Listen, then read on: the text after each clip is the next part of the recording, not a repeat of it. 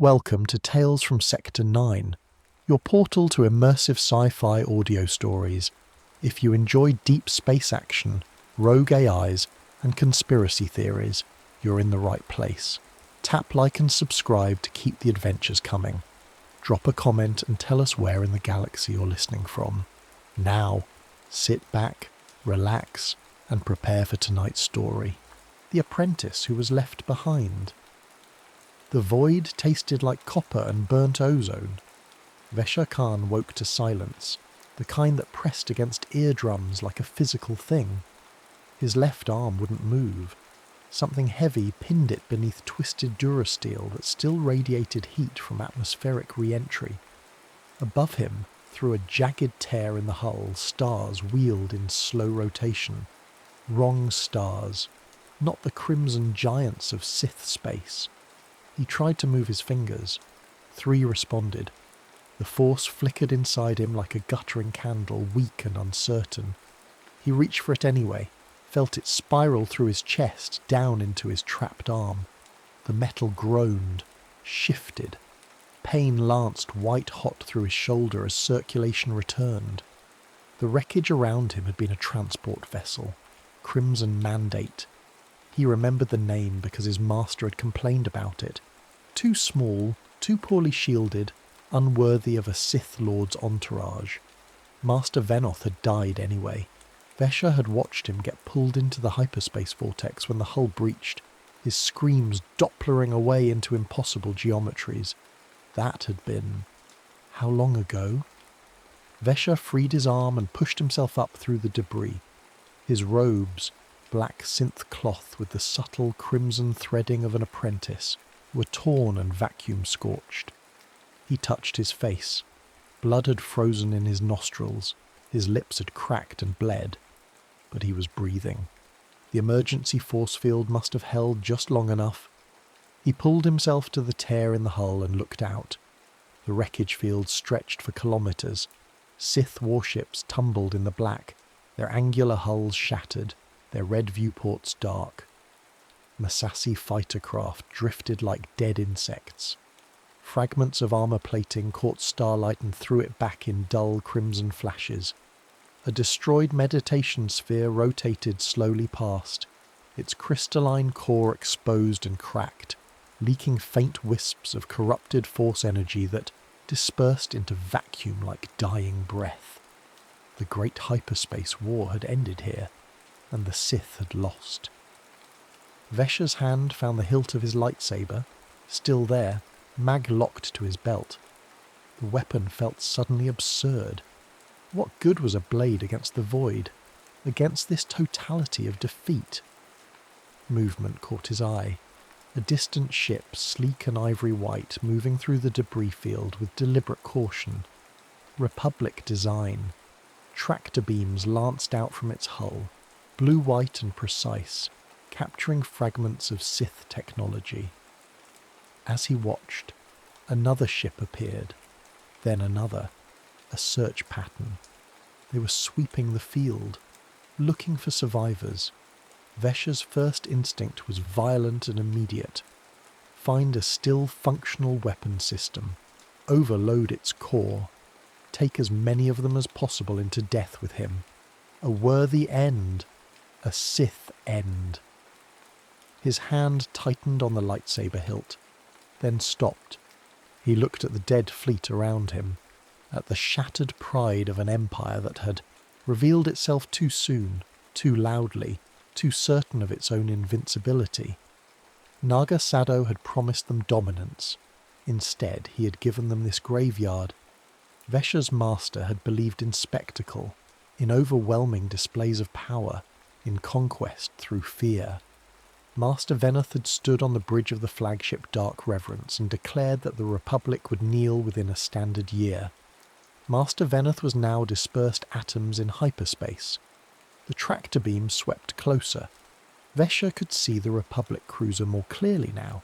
Smooth lines, rational design, utterly lacking the baroque menace of Sith architecture. It looked almost modest, workmanlike. He could feel them through the Force now. Not individuals, He was too weak for that. But a general presence, light side users, multiple, Jedi probably. Their presence felt warm and steady, like sunlight on stone. It made his skin crawl. The beam touched a nearby hull fragment and locked on. The fragment began drifting toward the cruiser. In minutes they would reach his position. Vesha looked down at his lightsaber again. Then he unclipped it from his belt and pushed it into a gap in the wreckage, wedging it deep where it wouldn't be immediately visible. The weapon disappeared into shadow. He sat back against the torn bulkhead and waited. When the tractor beam found him, he did not resist. The Republic cruiser's medical bay smelled wrong. Antiseptic. Sterile. The air recyclers hummed with a different frequency than Sith life support. Higher pitched, almost anxious. Vesha lay on the examination table while a medical droid ran diagnostics, its sensors clicking and whirring as they mapped his injuries.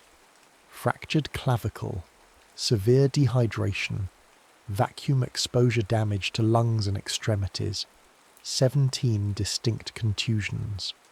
Lucky to be alive, the droid chirped in basic. Remarkable force-sustained vitals. You will recover fully. Luck. As if the Force cared about luck. 2 Republic soldiers stood by. The door, holding blaster rifles in the standard ready position. They watched him with the tense alertness of men who had been told the enemy was dangerous but didn't quite believe their own briefing. Behind them, through the door's small viewport, Vesha could see more soldiers. A lot of them. They were afraid of him. Good. Except, no, not good. Fear would lead to execution. He needed something else. The medical droid finished its work and glided away. One of the soldiers, the older one with sergeant stripes, stepped forward. On your feet. Interrogation. Vesha stood slowly, letting weakness show in the movement. It wasn't entirely feigned. His legs trembled. The soldier's hand hovered near his sidearm the entire time. They walked him through the ship's corridors. White walls, bright lighting, everything exposed and visible. No shadows, no recesses. The Sith favoured architecture that concealed, dark corners where power could lurk unseen. This was the opposite. A statement of confidence or naivety. The interrogation chamber was worse. Brilliant white panels on all 6 surfaces, making it impossible to judge distance or dimension. A single table, 2 chairs, recording equipment mounted in the corners, their lenses tracking his movement. They made him wait. Vesha sat in the chair and studied the room. No viewports. 1 door. Climate control vents too small for a human body. They had designed this space to be inescapable, to enforce honesty through exposure. He found it fascinating. After what felt like an hour, the door opened. 3 figures entered. The first was a Jedi, unmistakable in the traditional robes, though these were a muted tan rather than the brown he'd seen in intelligence briefings. Male, human, perhaps 60 standard years old. Grey threaded his dark hair. His face carried the weathered calm of someone who had seen violence and survived it without letting it corrupt him. His eyes were what struck Vesha most. Sad, but not weak. Thoughtful, but not hesitant. The second was younger. A Padawan, probably. Female, mid-20s, with the kind of bright-eyed curiosity that would have made her a liability in Sith space. Her hand kept drifting toward the lightsaber at her belt, then stopping halfway, as if she couldn't decide whether to be ready or welcoming. The third wasn't a Jedi. Human, male, wearing the neutral greys of a Republic archivist. He carried a datapad and wore small recording devices on his collar. A historian. Of course they'd brought a historian. The older Jedi pulled out the chair across from Vashar and sat. The movement was casual, unthreatening. The Padawan remained standing, one hand now openly on her lightsaber hilt. The archivist positioned himself to the side, datapad ready. "My name is Talon Revos," the Jedi said. His voice was measured, gentle. "This is Padawan Lyra Sen and Republic Archivist Heth Var. We need to ask you some questions about the Sith fleet." Vesha said nothing. Revos waited a moment, then continued. "You're very young. 19, 20. Not much older than Lyra here. You were an apprentice, yes? Not a master. Not a command position." Still Vesha remained silent. "We found 17 other survivors in the wreckage field," Revos said. "Most were Masasi soldiers. All of them attacked us immediately upon revival. We had to restrain them permanently." He paused, letting the implication settle. "You didn't attack. You let us bring you aboard. Why?" Vesha met his eyes. "Because attacking would have been pointless." It was the first time he'd spoken since his capture. His voice sounded strange to his own ears, hoarse from vacuum exposure, but also uncertain, younger than he'd expected. Lyra Sen leaned forward slightly. "You speak basic well." "All Sith apprentices learn Republic languages," Vesha said. "How else would we interrogate prisoners?" The bluntness of it made the archivist flinch. But Revos's expression didn't change. He simply nodded, as if Vesha had said something reasonable. "What is your name?" Revos asked. Vesha hesitated. Names had power. In Sith philosophy, to give your true name was to offer a weapon against yourself, but refusing would accomplish nothing except suspicion. "Vesha Khan." The archivist's stylus moved across his datapad, recording. "Khan, that's a noble house, old bloodline." "Minor nobility," Vesha corrected. "If I had been truly important, I would have died on a flagship, not a transport." Revos studied him for a long moment. "You speak of your own empire in past tense. Because it is past." "You believe the Sith are defeated?" Vesha laughed, a short, bitter sound. "I watched your interdiction minds tear apart the retreat fleet. I saw Lord Sado's hyperspace calculations fail. I woke up floating in the corpse of an empire that thought itself invincible." He leaned forward. "Belief is irrelevant. The Sith lost." The archivist was writing furiously now. Lyra Sen's hand had moved away from her lightsaber. Revos's expression remained carefully neutral, but Vesha could sense something shifting in the Force, a subtle relaxation, like a held breath being released. They wanted to hear this, needed to hear this. Revos folded his hands on the table. "Then help us understand. Naga Sado's retreat vectors, where was he heading?" "Deep Sith space, to regroup." "Where in Sith space?" "I don't know. Apprentices aren't given fleet coordinates." "But you must know something about Sith infrastructure. Supply lines, hidden facilities, colonies that could—" "Master Revos." The interruption made Revos pause. Vesha met his eyes again. "You're asking the wrong questions," Vesha said quietly. "Then what are the right questions?" Vesha leaned back in his chair. This was the moment. The fulcrum. He could feel it balanced on the edge of a blade. Give them what they expected. Defiance, loyalty, hatred. And they would execute him as a threat. Give them something else. "You want to know if the Sith can return," he said. "The answer is no, not as they were." "Explain," Revos said. "The Sith Empire wasn't an empire, it was a—" Vesha searched for the word in basic. "A performance. Constant displays of power. Constant competition. Lords murdering each other for status. Sado himself overthrew Ludo Kresh. The Sith don't build institutions. They build monuments to themselves." He could see the archivist nodding slightly as he wrote. "Without the fleet," Vesha continued, "without the core worlds, without the infrastructure of dominance, the Sith cannot sustain themselves. They require spectacle, fear, visible power." He gestured at the white walls around them. "This ship is nothing like Sith architecture. We build in shadows and red light. We make every corridor a threat. It's not strategic. It's psychological theatre. And without the theatre? Lyra Sen asked. Her voice was soft but intent. Without it, they tear each other apart. Vesha closed his eyes, briefly. The war didn't end because you defeated us, Master Rivos. It ended because we defeated ourselves. Silence filled the room. Vesha could feel them absorbing it, could sense the narrative taking shape in their minds, a narrative of Sith self-destruction, of inherent instability, of an enemy that carried the seeds of its own defeat. It was simple, it was clean, it was exactly what they wanted to believe, and it was almost entirely false. But they would never know that, because the truth was too complex, too nuanced, too unsettling to their worldview.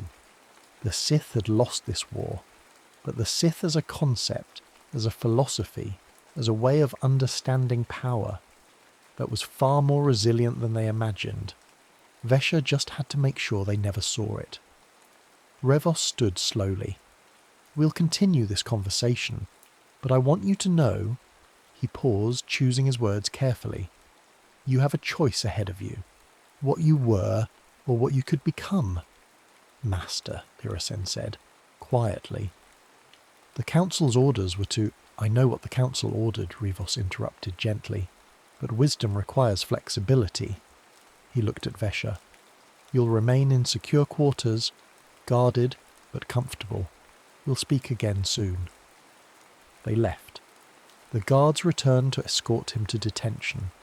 As Vesha walked through the bright corridors of the Republic cruiser, surrounded by enemies who thought they had won, he felt something unfamiliar stirring in his chest. Not hope. Sith didn't believe in hope, but possibility. The Empire had fallen, but empires were temporary, ideas were not.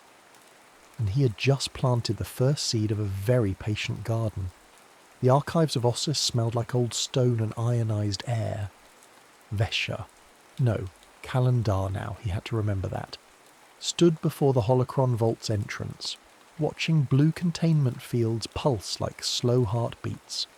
3 years had passed since his capture.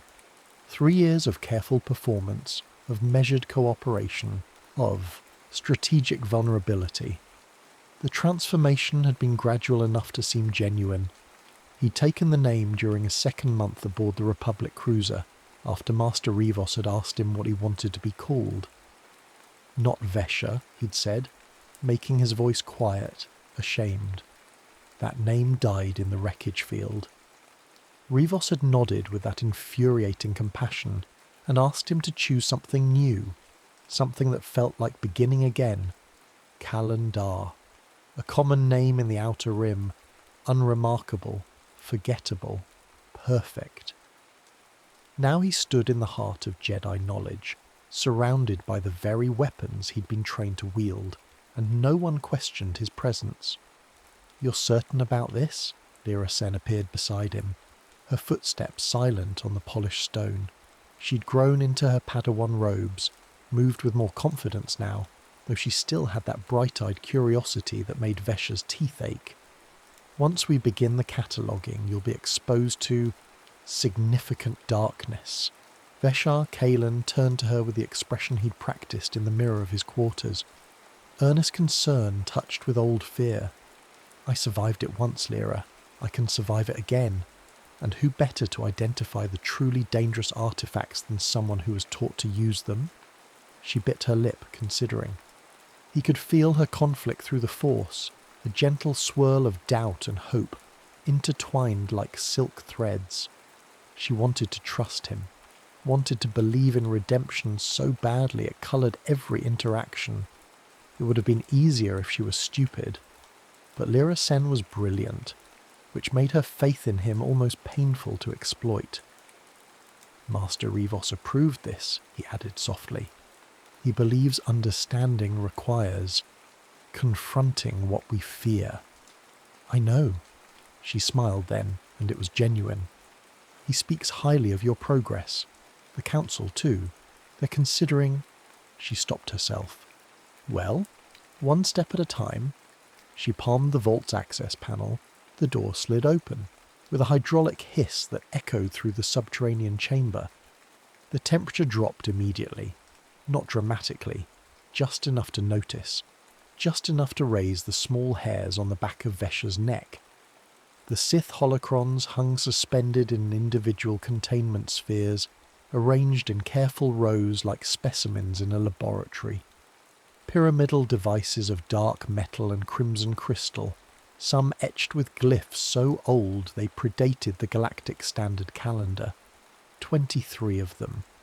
All that remained after the Council's first purge.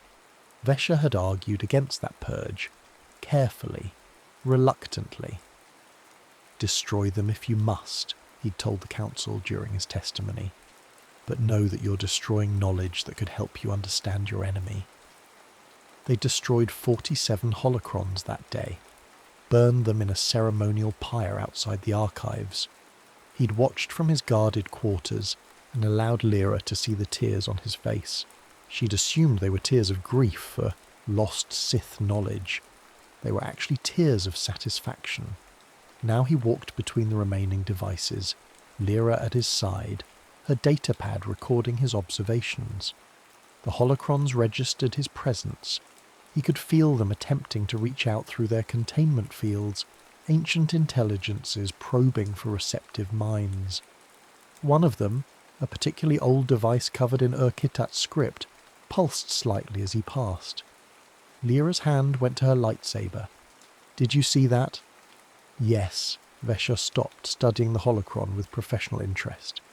"That's a fourth-era teaching device, designed to activate in the presence of strong force sensitivity. It's harmless through the containment field." "Harmless?" Lyra repeated. "You can tell that just by looking?" "By feeling." He closed his eyes, extending his senses carefully. The dark side was here, thick and cloying, like smoke that clung to consciousness. He'd learned to touch it without drawing on it, to observe without engaging, a tightrope walk he performed daily. This one contains philosophical treatises, debates about the nature of power, no combat techniques, no Sith sorcery. He opened his eyes and found Lyra watching him intently. "How do you do that?" she asked. "Sense the difference. Because I was taught the difference." He moved to the next holocron, a smaller device with fractured casing. This one, however, this should be destroyed. Lyra's stylus paused over her datapad. "Why?" "Ritual instructions, blood alchemy, the kind of knowledge that corrupts through comprehension." He kept his voice level, clinical. "Some Sith teachings are designed to spread, like a virus. The act of understanding them changes the reader." It was true, but it was also strategic. The holocron he'd just condemned contained detailed records of Sith hyperspace navigation techniques, the very knowledge that could reveal the true extent of Sith space exploration. Knowledge the Jedi could use to map remaining Sith territories with devastating accuracy. Better to have them destroy it. Lyra made a note. "The Council will want to verify." "Of course." Vesha moved to the next device. "I'm only offering recommendations. The final decision should always be theirs." They worked through the vault methodically. Vesha identified 17 holocrons as philosophically salvageable, and 6 as categorically dangerous. The categories were meaningless, pure theatre, but the effect was cumulative. With each recommendation, he was teaching the Jedi a taxonomy of threat, teaching them to sort Sith knowledge into safe and unsafe, when the real danger was the sorting itself. Because once they believed they could categorize the threat, they stopped looking for what didn't fit the categories. 3 hours into the cataloguing, Lyra's comlink chimed. She frowned at the message, then looked up apologetically. "Master Rivos needs me. Can you continue alone? The guards are just outside." "Of course," Vesha said. "I'll document everything for your review." She hesitated at the threshold. "Callan, thank you for this. I know it can't be easy, being surrounded by—" "It's necessary," he interrupted gently. The past doesn't disappear because we look away from it. Better to face it directly. She smiled again, that damned earnest smile, and left. Vesha waited until her footsteps faded completely. Then he turned back to the holocrons, alone. The silence of the vault was different now, heavier. The holocrons sensed the change, or perhaps they simply sensed him, unfiltered by Jedi presence. The fourth era device pulsed again, stronger this time, an invitation. He moved to it slowly, stopping just outside the containment field's shimmer. "I know what you are," whispered. "I know what you contain." The holocron pulsed in response. The gatekeeper's consciousness, dormant for millennia, stirred at the edge of perception. It wanted to activate, wanted to teach. That was its purpose, its reason for existence. Vesha raised his hand to the containment controls, then stopped. Not yet. Too obvious. Too risky. But soon. He moved to a different section of the vault, where the cataloguing equipment stood in neat arrangement. Data indexing systems. Preservation scanners. Translation matrices for converting ancient Sith glyphs to Galactic Basic. The tools the Jedi used to render their enemy comprehensible. He activated one of the translation terminals and pulled up the working files for the Great Hyperspace War Archive. Thousands of reports, battle logs, intercepted Sith communications, Jedi testimonies, all being compiled into a comprehensive historical record. His fingers moved across the holographic interface with practiced ease. He'd spent the last year learning these systems, volunteering for data entry and cross-referencing work. The Jedi archivist loved him for it. Someone who understood Sith language and culture, helping to make sense of the chaos. No one watched his work anymore. He found the file he wanted, a Republic Navy intelligence report on Sith retreat vectors. The data was fragmentary, reconstructed from sensor readings and debris patterns. Most of it was accurate, but there was one coordinate set that caught his attention, a possible retreat destination, flagged as low probability by the Republic analyst. Vesha studied it carefully. The coordinate placed a potential Sith refuge in the Stygian caldera, a region of unstable hyperspace known for collapsed routes and spatial anomalies. Difficult to navigate, easy to hide in, dangerous to investigate. The analyst's note read, "Worth investigating but low strategic priority. Recommend follow-up survey after primary vector analysis complete." Vesha deleted the word "worth" and replaced it with "not." A single word, one character's difference in the database. Not worth investigating but low strategic priority. The meaning shifted. The sentence now implied the coordinate had already been investigated and dismissed. Future analysts would read it as completed work, not pending investigation. He saved the change. The system logged it under his credentials. Calendar, Junior Archivist, authorized for data cleanup and consistency editing. No one would question it. This was the third such edit he'd made in as many months. Small changes, subtle redirections, never lies, just reframings. Emphasis shifted, context altered, each change individually insignificant. Together, they were beginning to reshape the historical narrative. The Sith hadn't just retreated, they'd fled in panic. The Sith hadn't regrouped, they'd fragmented irreparably. The Sith infrastructure wasn't just damaged, it was architecturally unsustainable. These weren't his words, they were Jedi words, written by Jedi analysts.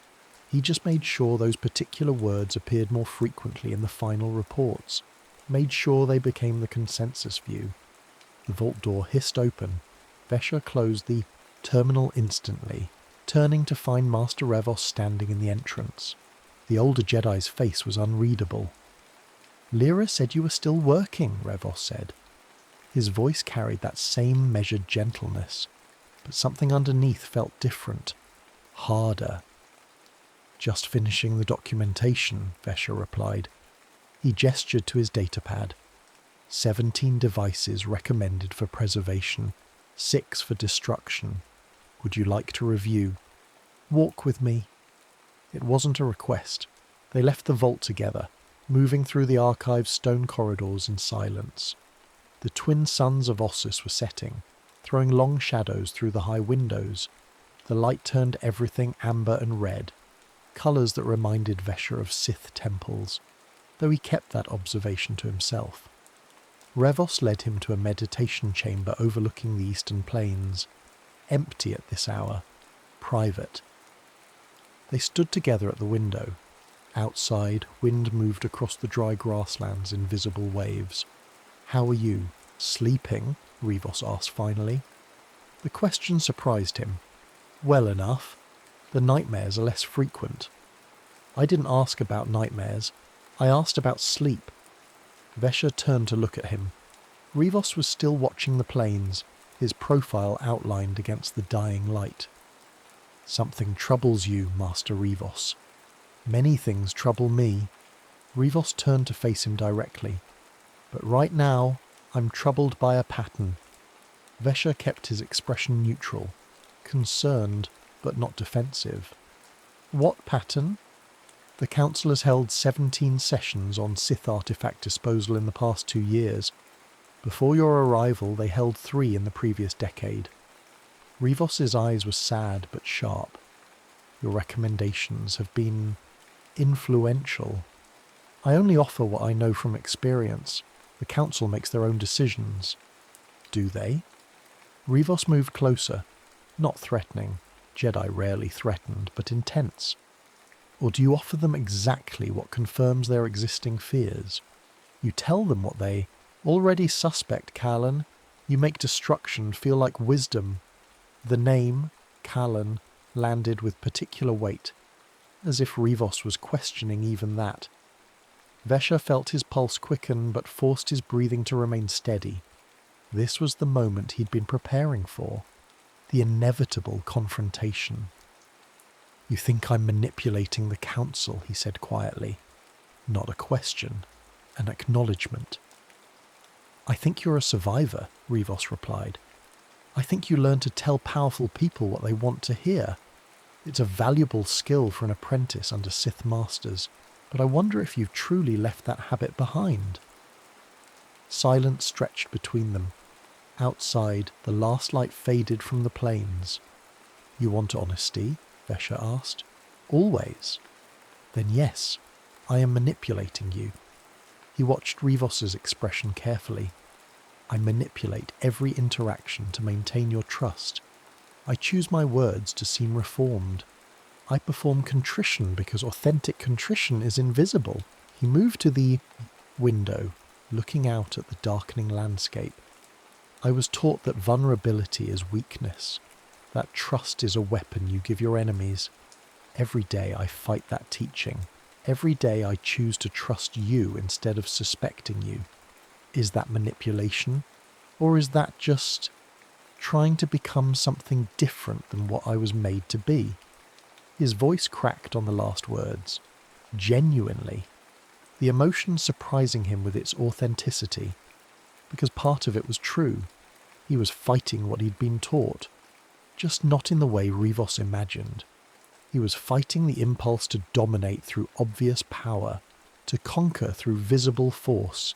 He was learning patience, subtlety, the long game. He was becoming a better Sith by pretending not to be one at all. Revos studied him for a long moment.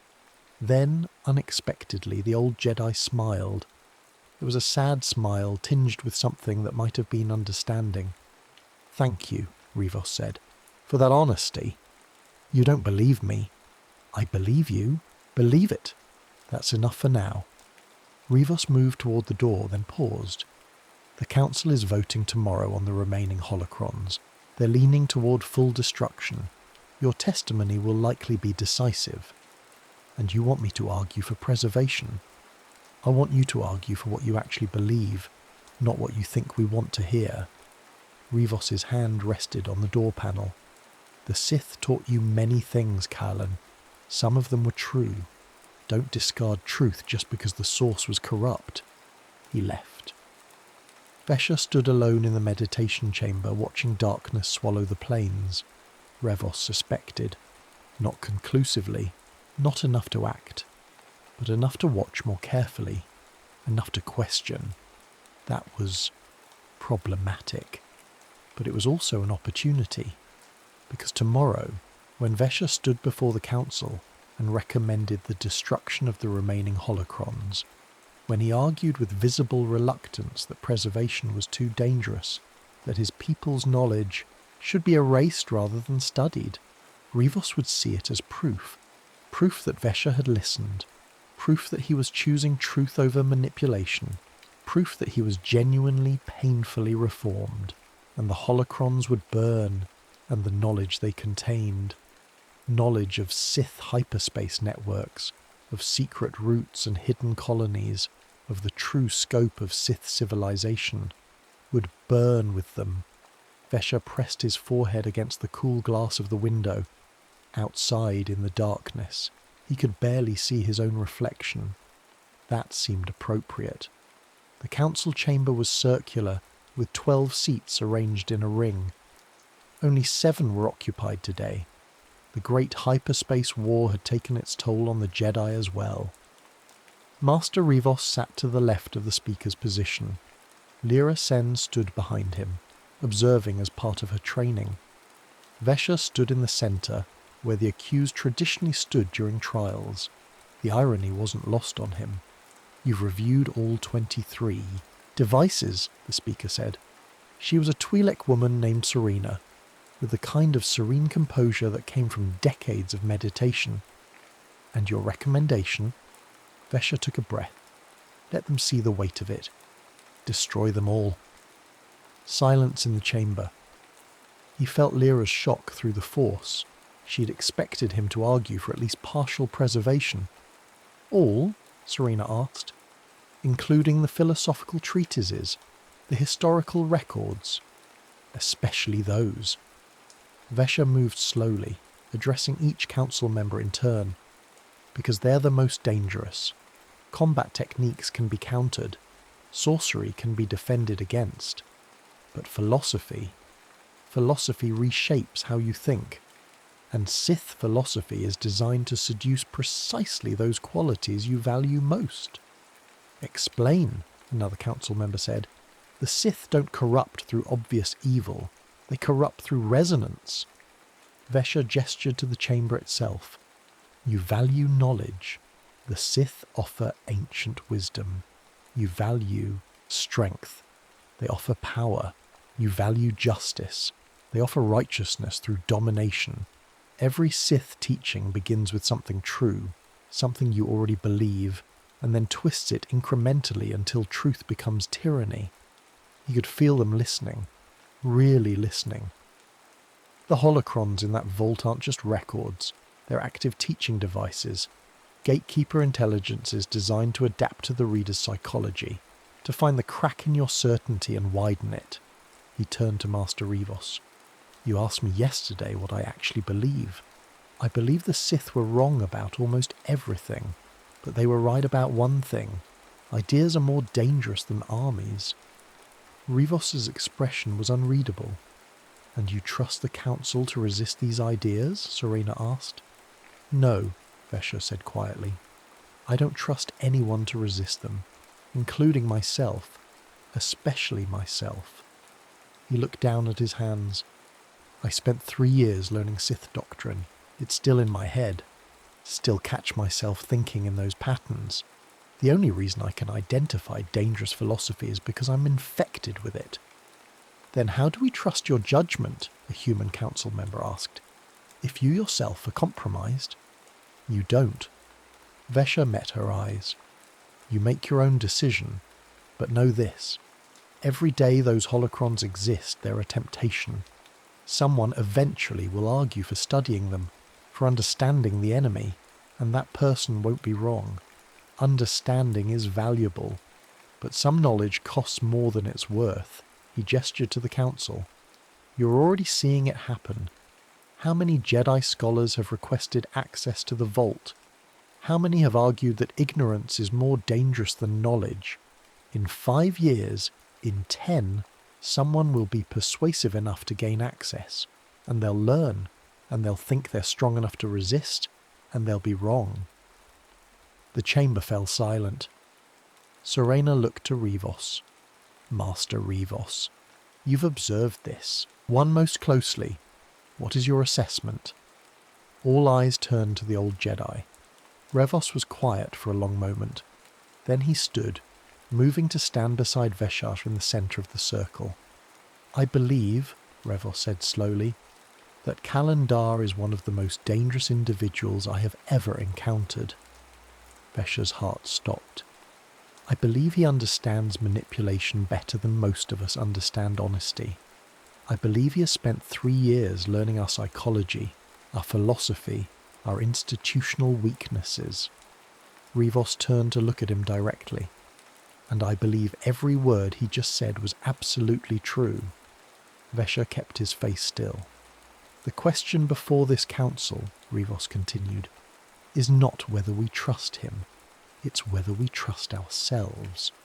Can we preserve dangerous knowledge without being corrupted by it? Can we study our enemy without becoming them? He paused. I have spent 40 years believing the answer was yes. I have believed that understanding is always better than ignorance. But I watched Sith illusions tear apart the minds of my fellow Jedi during the war. I watched good people become paralyzed by existential doubt when confronted with Sith philosophy, and I wonder if perhaps some knowledge is meant to be forgotten. He returned to his seat.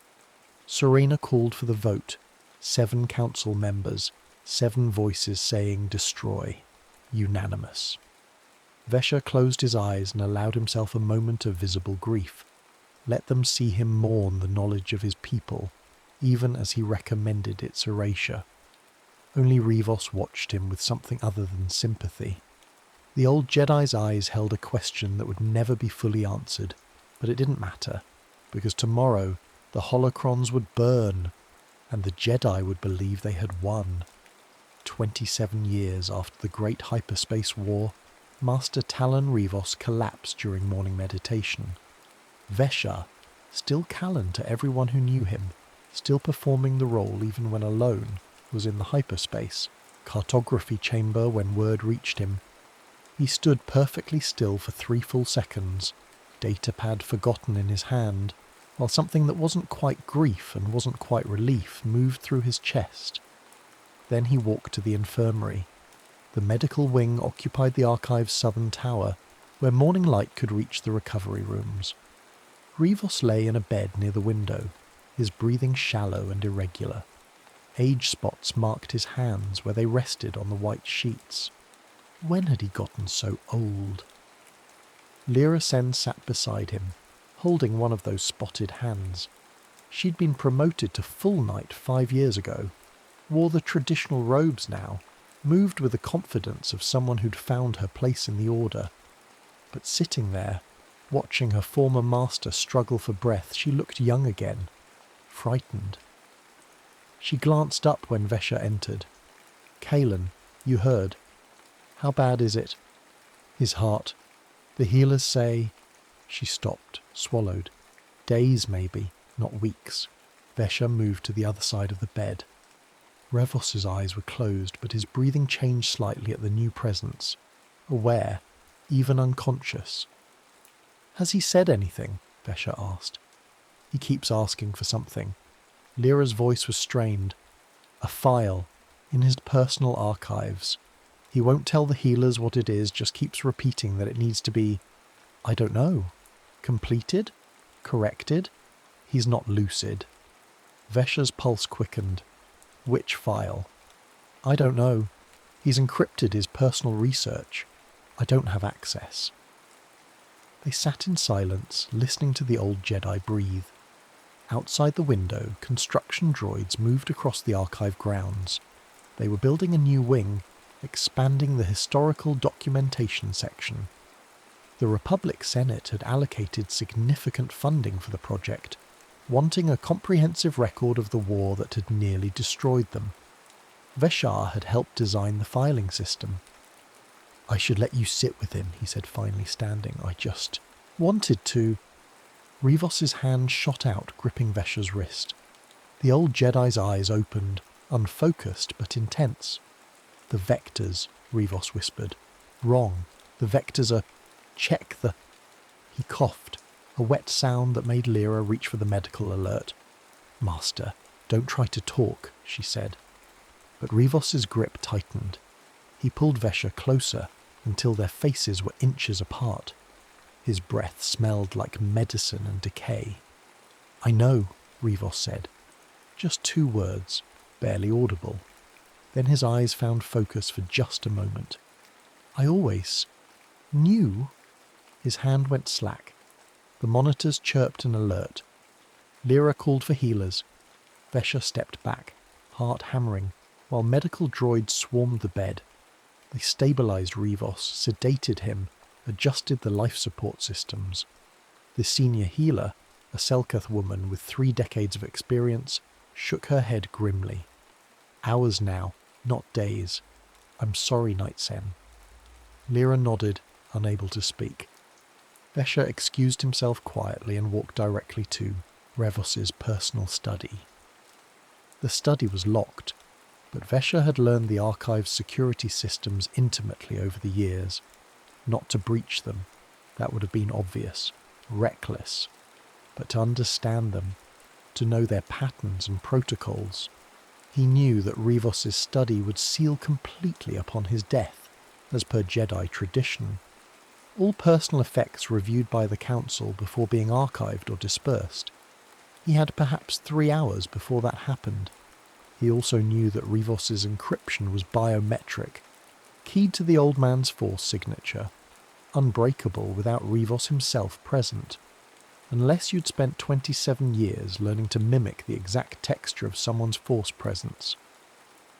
Veshar stood before the door, closed his eyes and remembered. Not just Rivos's power, that was easy enough to sense, but his precise resonance. The way his presence felt like sunlight on stone, warm but solid, patient but observant. He'd felt that presence in hundreds of conversations, thousands of shared silences. He knew it better than he knew his own. He touched the door panel and projected that signature through the force. The lock disengaged with a soft click. The study was smaller than he'd expected. 1 desk, 2 chairs, shelves lined with physical books, an affectation among Jedi scholars, who preferred the tactile connection to knowledge. The air smelled like old paper and the particular soap Rivos used. Veshar moved to the desk. A personal terminal sat dark and waiting. He activated it, and Rivos's last project materialized in holographic light. It was a hyperspace analysis, comparing original battle reports from the Great Hyperspace War with the compiled historical record. Red lines mark discrepancies, dozens of them, small variations in reported coordinates, minor inconsistencies in timing, none dramatic enough to be obvious errors, but together they formed a pattern. The historical record showed Sith retreat vectors moving primarily toward the outer, rim territories. The original report showed something more complex, multiple vectors, including several toward the deep core and unknown regions. Rivos had been noticing for years apparently. The file dates went back over a decade, cross-referencing reports, interviewing surviving Republic naval officers, comparing sensor logs to archived summaries, building a case. There was a text file attached to the analysis. Veshar opened it. "I cannot prove deliberate alteration. The changes are too subtle, too dispersed across too many files and analysts. But the cumulative effect is clear. Our understanding of Sith retreat patterns has been systematically simplified. We believe we know where they fled. I no longer trust that certainty. 3 possibilities. 1. Clerical errors accumulated through normal archival processes. Probability, low. The errors are too consistent in direction. 2. Institutional bias towards simplification. Probability, moderate. We prefer clean.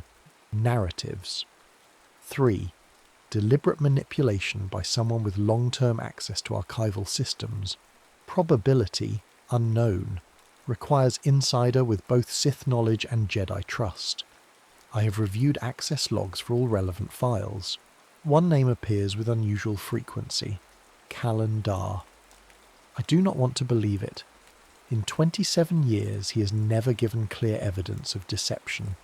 He has been helpful, humble, careful never to overstep.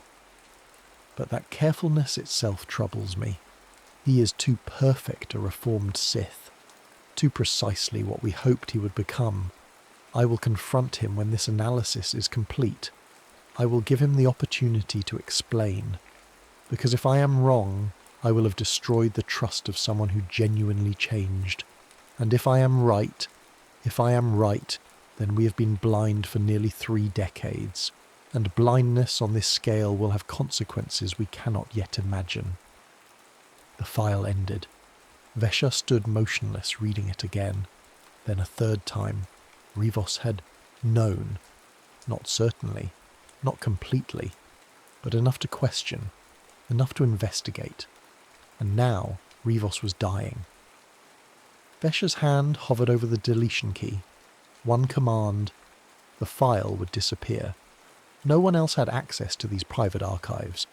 The analysis would die with its author. His finger trembled. Outside, a medical alert chimed, distant but audible through the tower's ventilation system.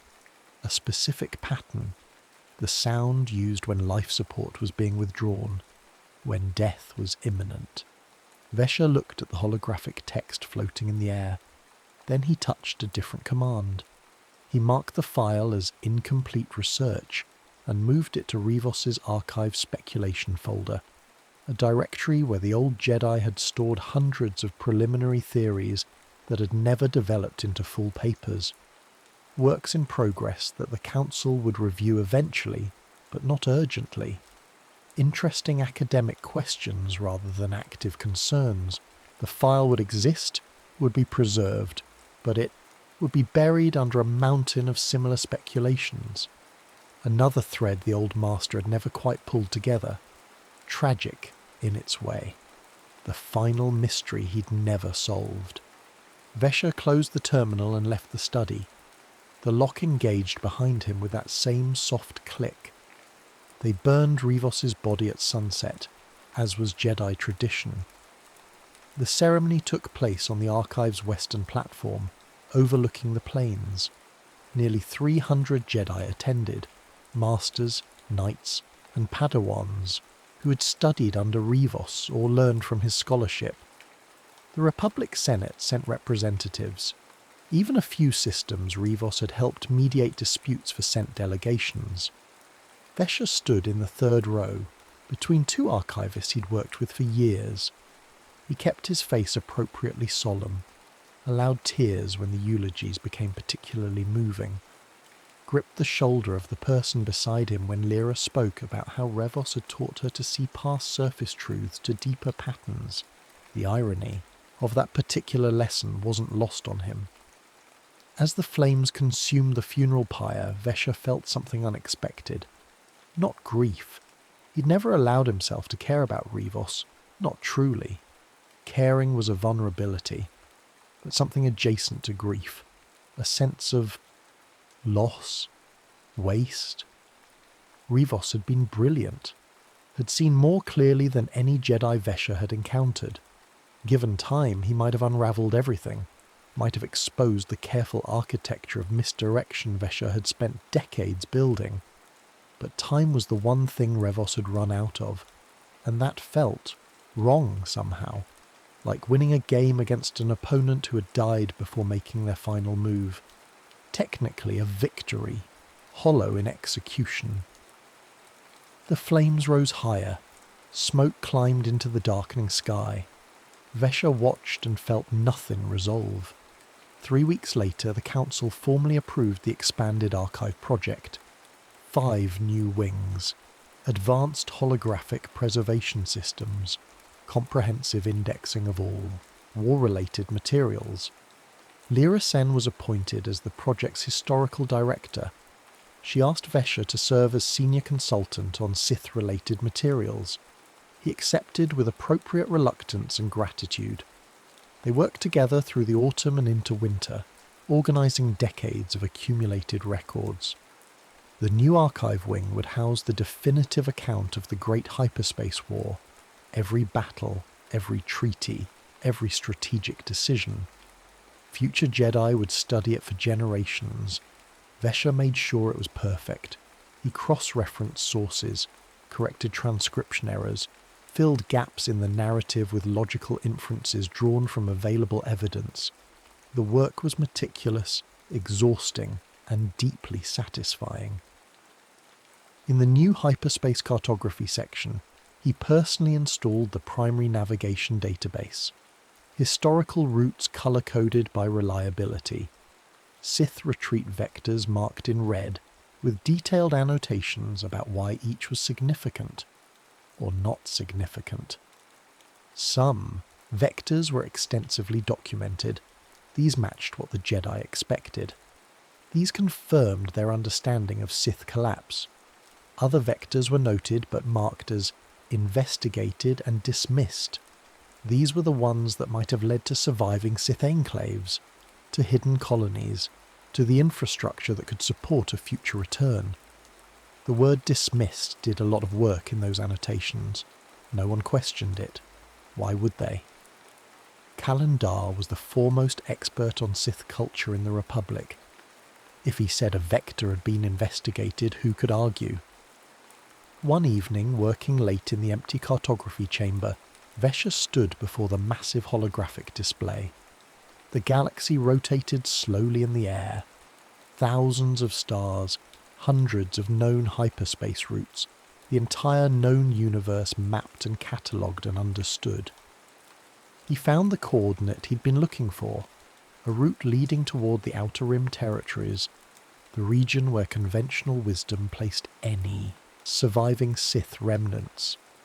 Then he looked at the coordinate that wasn't there, the one he'd quietly omitted from the database, a route toward the unknown regions where Republic sensors had detected anomalous hyperspace disturbances during the war's final days.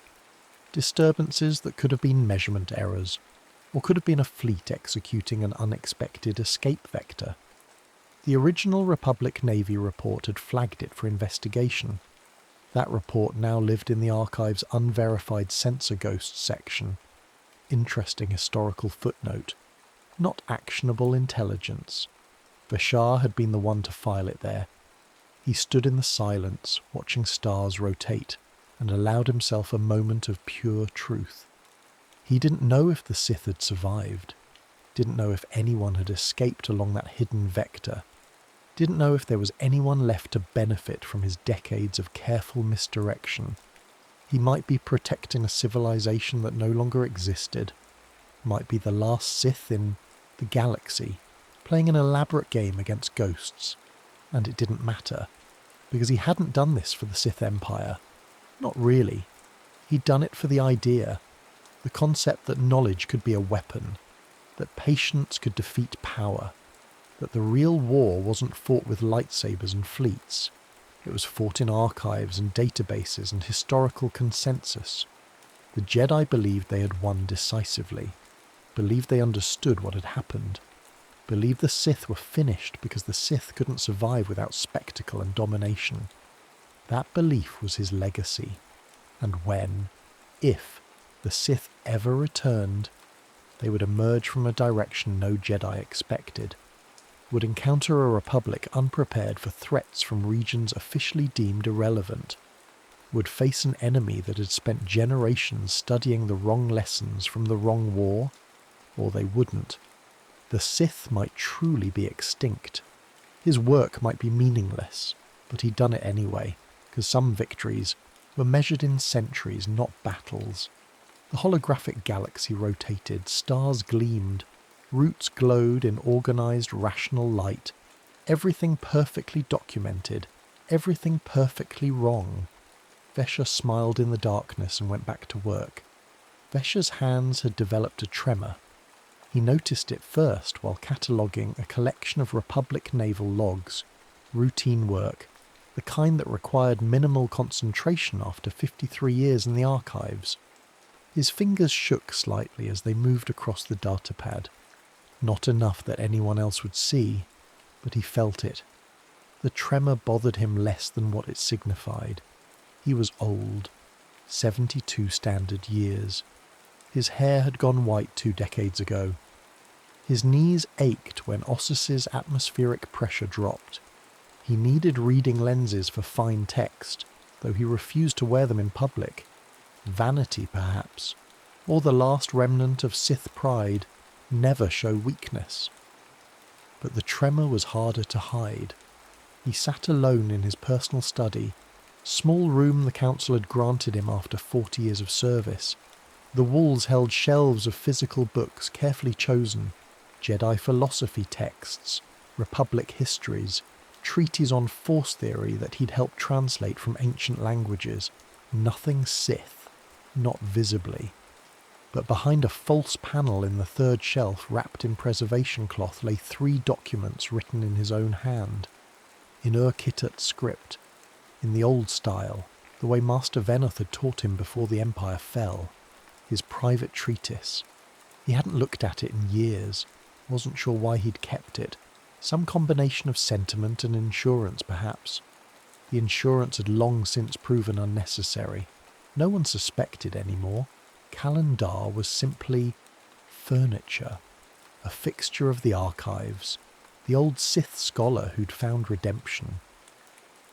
He pulled the documents out now, unwrapping them carefully. The paper had yellowed but remained intact. His younger handwriting stared back at him, angrier, sharper, more certain than he'd been in decades. The doctrine of patient victory. First principle, the Sith failed because they believed power required visibility. They were wrong. True power reshapes what is taken for granted. Second principle, the Jedi will always defeat what they can see. They are blind to what becomes infrastructure. Third principle, victory measured in years is temporary. Victory measured in generations is permanent. He read through the pages slowly, remembering the fury that had driven him to write this. The absolute certainty that he was right, that he understood something the entire Sith Empire had missed. Now, reading it again, the certainty felt distant, foreign. Had he been right? He still didn't know. The Jedi had adopted exactly the doctrines he'd wanted them to adopt. They believed Sith power required centralized empire, believed Sith culture was self-destructive, believed the threat had ended with Nerga Sado's retreat. The Republic military had reallocated defensive, resources away from the vectors he'd quietly dismissed, had focused their attention on the Outer Rim territories where conventional wisdom placed any surviving Sith. The archives contained a comprehensive, meticulously documented record of the Great Hyperspace War, a record that would teach future generations exactly what he wanted them to learn. He had won every goal he'd set for himself, and sitting here, trembling hands holding yellowed paper, he felt nothing. No triumph, no satisfaction, just tired. A knock at the door. Vesha folded the documents quickly, slipping them back behind the panel. "Come in." Lyra Sen entered, carrying 2 cups of spiced caf. She was 58 now, middle-aged by human standards, though she still moved with knight's grace. Grey threaded her dark hair. Laugh lines marked the corners of her eyes. She'd never married, never taken a Padawan, had devoted herself entirely to the archives, to preserving history. Sometimes Vesha wondered what her life might have been if he'd never manipulated her, if she'd pursued the deeper Sith studies she'd once been fascinated by, if she'd questioned the easy narratives instead of defending them. He would never know, and asking would reveal too much. "You missed the dedication ceremony," she said, handing him one of the cups. I saved you some of the terrible Senate-funded refreshments. I was organising the hyperspace addendum, lost track of time. The dedication ceremony had been for the Archive's Centennial Wing, a new structure celebrating 100 years since the Great Hyperspace War's end. Vesha had helped design the memorial gallery, had chosen which battles to emphasise, which testimonies to feature prominently. He'd made sure Nagasado's final transmission was displayed in full, the one where the Sith Lord blamed his own followers for the defeat, fracturing morale even in retreat. It made excellent propaganda, made the Sith look chaotic, self-sabotaging. It was also heavily edited. Veshar had done the translation himself. The Senate representatives were impressed, Lyra continued, settling into the other chair. They're talking about expanding Republic University curricula, making the war a required course of study, using our archives as the primary source material. That's good, Vesha said, and meant it. The more people who learned history from these archives, the more thoroughly his version became truth. Lyra sipped her caf, studying him over the rim of the cup. You should be pleased. This is your life's work, Kaelin, ensuring the war is remembered accurately. Accurately, he repeated. You seem troubled. He looked at her directly. After 50 years, he could read her easily. The genuine concern, the affection, not romantic, but deep nonetheless. She considered him family, trusted him completely, and he had spent half a century lying to her. Do you ever wonder, he asked quietly, if we remember things the way they actually happened, or just the way we need them to have happened? Lyra's brow furrowed. That's unusually philosophical, even for you.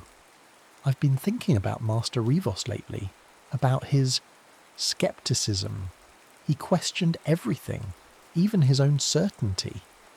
He also died before finishing most of his questions. Lyra's voice carried old grief.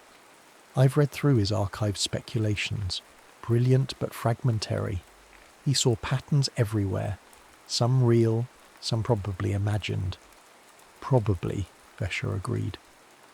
They sat in comfortable silence.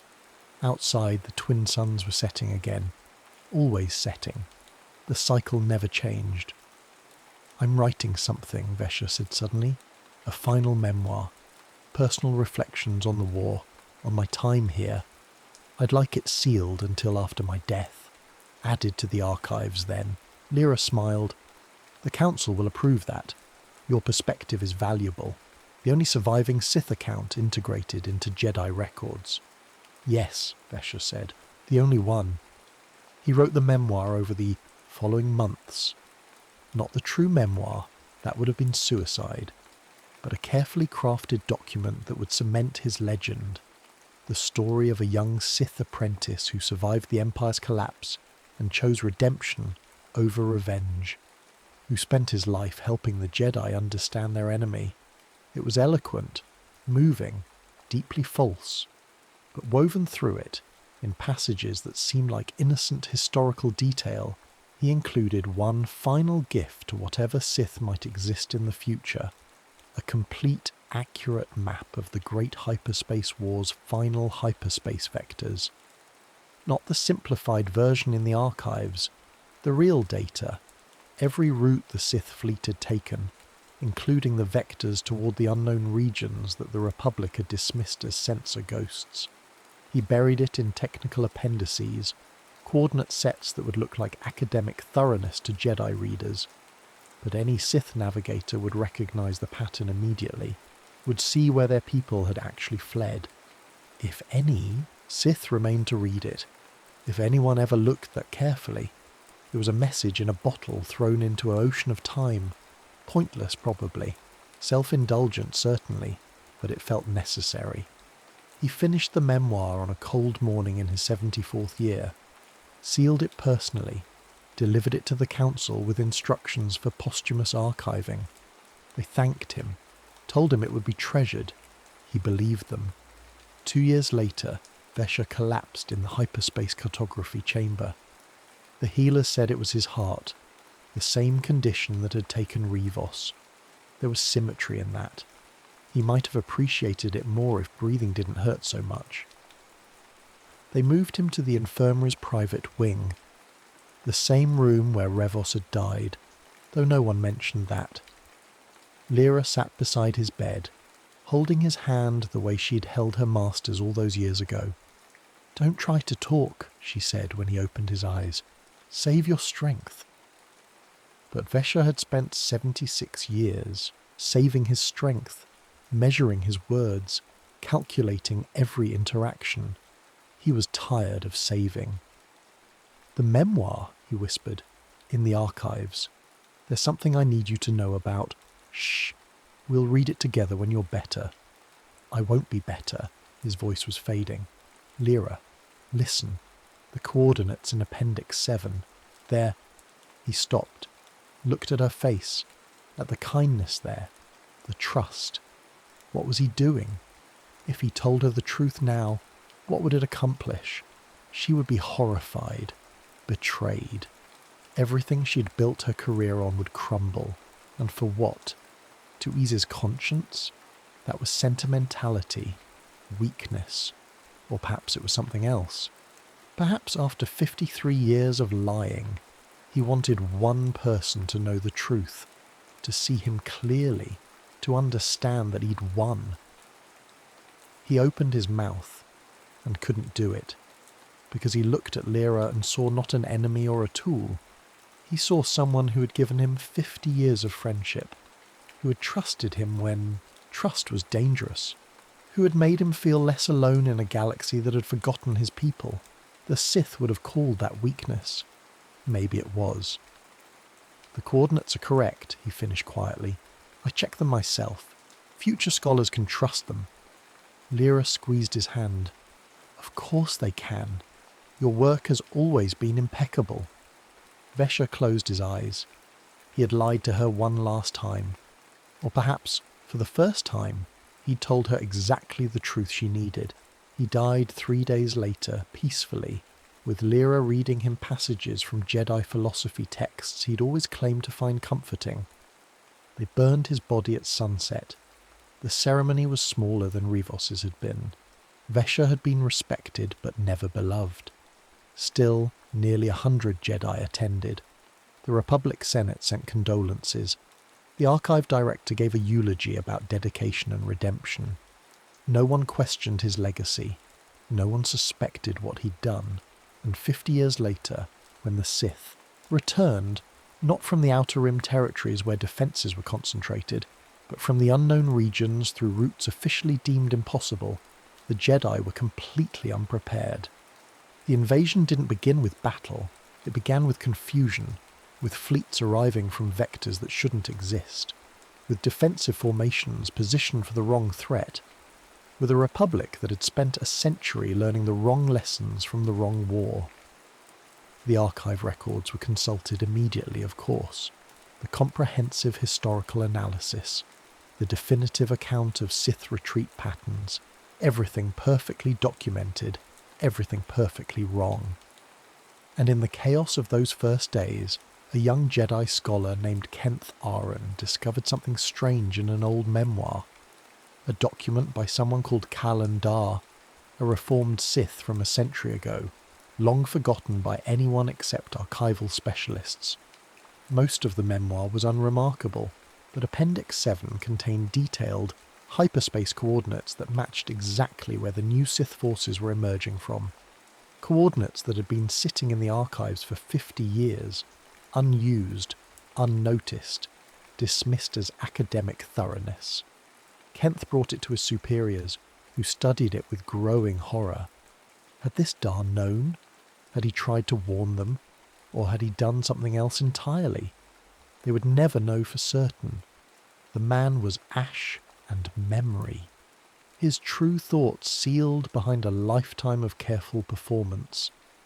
But as the war dragged on, as the Republic struggled against an enemy emerging from directions they'd never defended, along routes they'd never watched, some Jedi began to suspect. began to wonder if the greatest Sith victory of the Great Hyperspace War hadn't been won with fleets and lightsabers, but with archives and curriculum, with patience measured in generations, with the quiet certainty that some wars are won by those who never raise a blade. 300 years after Vesha's death, a Sith Lord named Bane stood in the ruins of an ancient temple. He had been researching Sith history, trying to understand why his people kept destroying themselves, why every Sith empire eventually collapsed from internal conflict. He'd found references to someone called the Patient One, a figure from the Great Hyperspace War era, mentioned in fragmentary records. Most historians dismissed him as a minor apprentice who died in the retreat, but Bane had found something else, a personal holocron sealed in a time-locked vault, programmed to open only after 3 centuries had passed. The vault had been hidden in a ruined archive building, buried under layers of sediment and time. Inside was a message. Vesha's face materialized in holographic light. Young again, the way he'd looked when he'd recorded this, before decades of pretending, before the weight of his own deception had aged him. "If you're watching this," the holocron said, "then the Sith survived, and you've learned something the Empire never understood, that patience is power, that invisibility is strength, that the greatest victories are the ones your enemy doesn't recognize as defeats." The holocron's eyes, his eyes, cold and calculating and utterly certain, stared out across 300 years. "The Jedi defeated armies, but I defeated certainty. Remember that, when you rebuild. The next Sith Empire must be different, smaller perhaps, hidden, but permanent." The message ended. Bane stood in the darkness thinking about a rule of 2, about a Sith order that would never again announce itself with fleets and spectacle, about victory measured in millennia. He didn't know if Vesha's plan had worked, whether the Great Hyperspace War's true legacy was the one hidden in archives rather than celebrated in monuments. But he understood the lesson, and centuries later, when a senator named Palpatine stood in the very same archives that Vesha had helped build, surrounded by Jedi who trusted him completely, who never suspected that their greatest enemy sat among them disguised as an ally. When that moment came, perhaps somewhere, in whatever passed for Sith afterlife, an old man with trembling hands allowed himself a smile, because some gardens take centuries to bloom, but the patient gardener doesn't need to see the harvest. He just needs to plant the right seeds, in the right soil, and wait.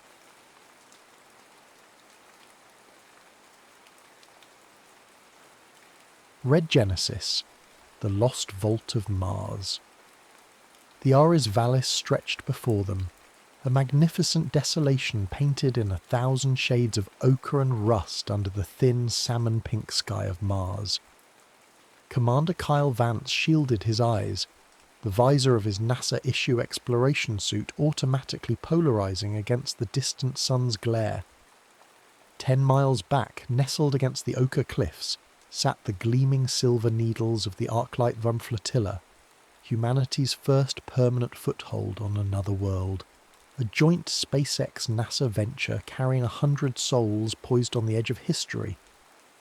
But out here, amidst the wind-scoured rocks and dunes sculpted by millennia of Martian weather, history felt immediate, raw, tangible. "Surface reading stable, Commander," crackled the voice of Corin Wells, the mission's linguist and comms specialist, his usual irreverent tone slightly muted by the static. Seismic sensors picking up some low-frequency rumbles, probably just settling. Strata, but nothing anomalous.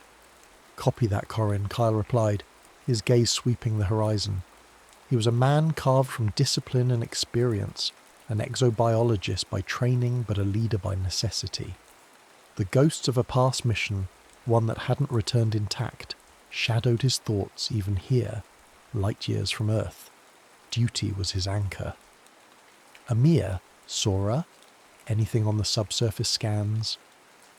Dr. Amir Dharan, the geologist whose infectious enthusiasm for ancient rocks rivaled a child's on Christmas morning, knelt beside a stratified outcrop, his gloved hand tracing patterns invisible to the untrained eye.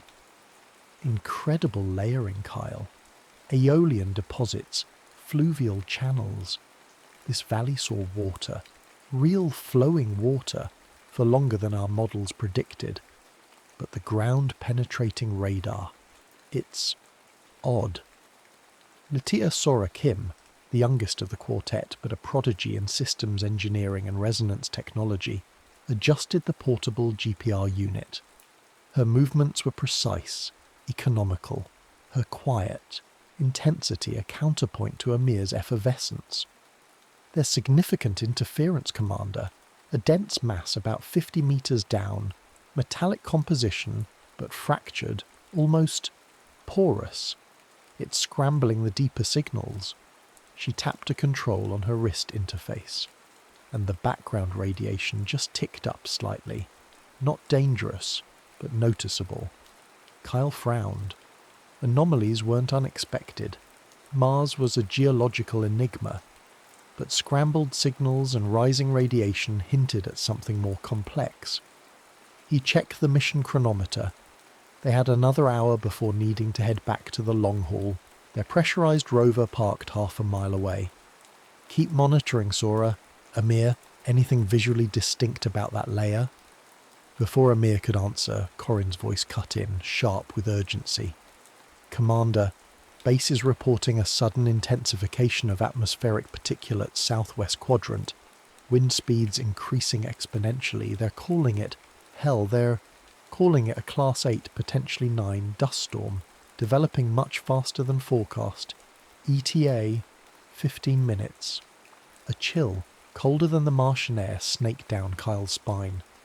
Class 9 was unheard of, a planet-enveloping monster capable of blinding sensors, shredding equipment, and lasting for weeks. 15 minutes? They wouldn't even make it back to the rover. All personnel, immediate recall to the long haul, double time, Kyle commanded, his voice tight. Corin, maintain comms link with base as long as possible. The sky, moments before a serene canvas, began to curdle. The distant horizon dissolved into a roiling wall of crimson dust, advancing with terrifying speed. The wind rose from a whisper to a howl, plucking at their suits, kicking up stinging clouds of regolith. Visibility plummeted. "Can't see the rover!" Sora shouted over the wind's mounting shriek. "Follow my beacon!" Kyle activated his suit's emergency locator, a pulsing green light barely penetrating the swirling chaos. They stumbled forward, leaning into the gale, the world reduced to a maelstrom of red. Sand scoured their visors, the roar outside deafening even through their helmets. Static exploded in Kyle's ears. "Corin, status!" "Link, gone. Commander," Corin gasped, fighting for footing. "Signal, totally, occluded." They were cut off, blind, exposed. The long haul was likely already being buried. Panic threatened, cold and sharp. Kyle shoved it down. "Sora, that anomaly you detected, how far?" "Maybe 200 meters. Bearing 075, she yelled back, her voice strained. "The radiation, it's spiking near there." "Amir, any surface structures? Overhangs? Caves?" Kyle scanned desperately through the blinding dust. "Negative. Just open ground and wait." Amir pointed, his voice filled with disbelief. "There, look!" Through a momentary thinning of the dust, Kyle saw it. A shape, stark against the red chaos. Not natural. A perfectly smooth, black, tetrahedral spire, easily 30 meters tall, partially buried in the sand, its edges impossibly sharp. It seemed to absorb the dim light, yet pulsed with a faint internal luminescence, almost like veins beneath dark skin. It hummed. A low thrum felt more in the bones than heard. "What in God's name?" Corin breathed. "Shelter, now," Kyle ordered, pushing them toward the impossible structure. The wind tore at them, threatening to rip them from their feet. The air was thick with abrasive dust, visibility near zero. They reached the base of the monolith, pressing against its cool, unnervingly smooth surface. The hum intensified, vibrating through their suits. "There!" Amir shouted, pointing along the base where the wind had scoured away the sand. "An opening! A doorway!" It wasn't a doorway in any conventional sense, more like a section of the black material had retracted or dissolved, revealing a darker void within. Geometric symbols, unlike anything Kyle had ever seen, sharp, angles, nested spirals, lines that seemed to shift and flow like liquid mercury, glowed faintly around the threshold. They pulsed in time with the structure's hum. "Radiation is higher here but stable," Sora reported, her voice tight with a mixture of fear and awe. "The structure seems to be shielding us somewhat from the storm." The wind howled like a banshee. Staying outside was suicide. Inside was the unknown. An alien structure, buried for potentially millions of years, humming with strange energy. Kyle looked at his team. Amir's wide, incredulous eyes, Sora's focused analysis even now, Corin's hand hovering over the sidearm they all carried but had never expected to use. His responsibility weighed heavier than the Martian gravity. "Okay," Kyle said, his voice steady despite the tremor he felt inside. "Sora, take point with the scanner. Amir, stick close. Corin, watch our 6, if 6 even applies in there. Weapons ready, safety's on, we go in, slowly." He took a breath, the recycled air suddenly feeling thin. Stepping across the glowing threshold was like passing through a thin film of energy. The roar of the storm outside instantly muted, replaced by the deep, resonant hum of the structure. They stood in a corridor seemingly carved from the same obsidian material as the exterior. The air was still, cool, and carried a faint metallic tang. Panels along the walls glowed with the same internal light, casting long, eerie shadows. The corridor stretched forward into darkness, the floor sloping gently downwards. The strange, fluid symbols flowed along the walls, pulsing softly. Behind them, the opening remained, a rectangle of swirling crimson fury against the sudden, profound silence. They were inside. They were safe from the storm, but they had just stepped into a mystery far deeper and potentially more dangerous than any Martian tempest. The Vault of Tharis had claimed them. The silence was immense, broken only by the thrumming, resonance that seemed to emanate from the very fabric of the structure and the amplified sounds of their own breathing within their helmets. The corridor descended, its obsidian walls swallowing the beams of their helmet lamps almost greedily. The geometric symbols flowed alongside them, shifting subtly, rearranging themselves as if reacting to their presence.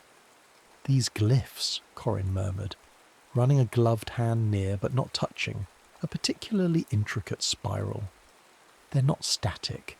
They resemble complex circuit diagrams, but also language, syntactic structures. See the repetition, the modifiers?" Even in the face of the utterly alien, his linguist's mind was dissecting, analysing. "It's like Egyptian hieroglyphs designed by a quantum physicist." "Energy readings are off the scale," Sora reported, her voice hushed with awe. She gestured with her scanner. The walls themselves are conducting power, flowing from deeper within. And the air. Trace analysis shows noble gases, argon, neon, but negligible carbon dioxide or oxygen. Perfectly sterile, preserved. The corridor opened abruptly into a space so vast it stole their breath. They stood on a balcony, a precipice overlooking an abyss filled with impossible structures. Below them, bathed in the soft internal luminescence radiating from countless panels and glowing lines etched into the architecture, lay a city. An underground metropolis stretching further than their lights could penetrate, descending layer upon layer into the Martian crust. It wasn't built, it was carved. Towers spiraled downwards instead of up. Bridges of crystalline light arched across chasms thousands of feet deep. Buildings shaped like inverted pyramids, multifaceted jewels, and organic flowing sculptures clustered in intricate patterns. Walkways wider than Terran highways snaked between them, occasionally illuminated by floating spheres of light that drifted like captive stars. The scale was inhuman, dwarfing anything ever conceived on Earth. London, Tokyo, New York, they would be mere suburbs in this subterranean behemoth. "My God," Amir whispered, gripping the railing, his knuckles white even through the suit glove. It's Karnak meets Coruscant." "No signs of life," Sora stated, her scanner sweeping the panorama. "No heat signatures, no movement except—" She paused. Faint energy surges like dormant systems powering up, sequentially, following our path.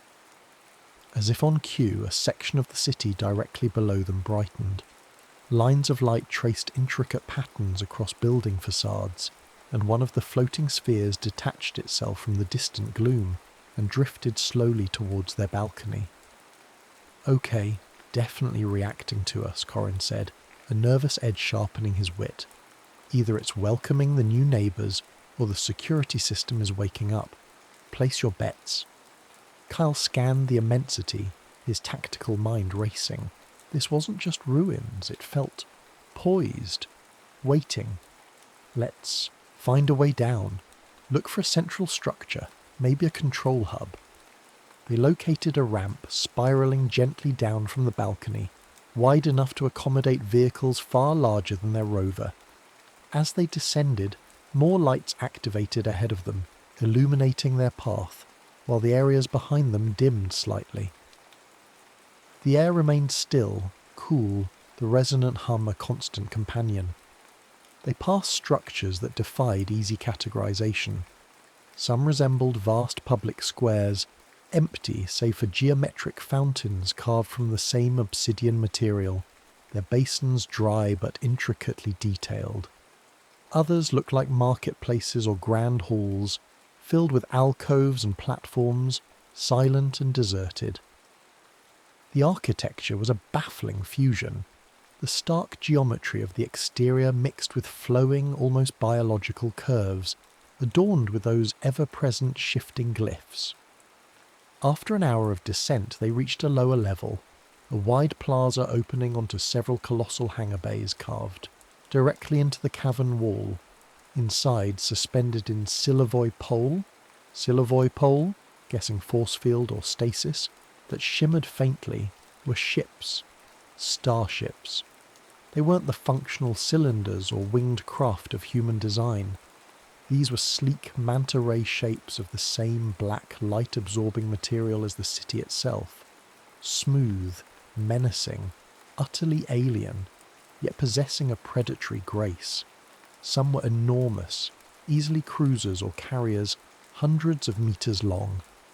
Others were smaller, fighter-sized craft, docked along magnetic pylons that rose from the floor like metallic trees. These smaller ships were scarab-shaped, compact, and deadly-looking. Several of the larger vessels bore marks, scoring, impact craters, sections that looked melted or torn, battle scars. "They fought someone," Kyle observed grimly, his hand instinctively going to his sidearm. "Or something." Amir moved closer to one of the giant manta ships, his faceplate nearly touching the shimmering field holding it aloft. The design philosophy, it's consistent with the glyphs, utilitarian yet deeply symbolic. Look at the wingtips. They echo the spiral motifs we saw in the corridor. Sora ran her scanner along the edge of the field. High energy containment, stable but drawing significant power. And Commander, these ships, they're not just old. Radiometric dating from residual particles trapped on the hull plating.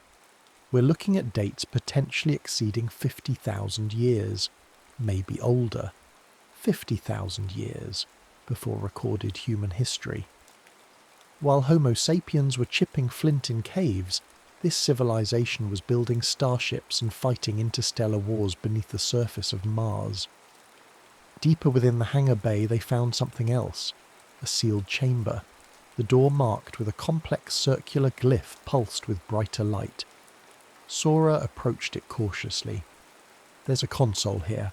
No buttons, no screen, just a smooth surface with indented glyphs. Can you interface with it? Kyle asked. Sora hesitated. It's not like our tech. It seems passive, waiting for input but not digital input. More like resonance. She remembered the description of her specialization. Resonance tech prodigy. An experimental field back on Earth, exploring harmonic frequencies and sympathetic vibrations as control interfaces. She'd always felt a connection to machines, an intuition about their inner workings.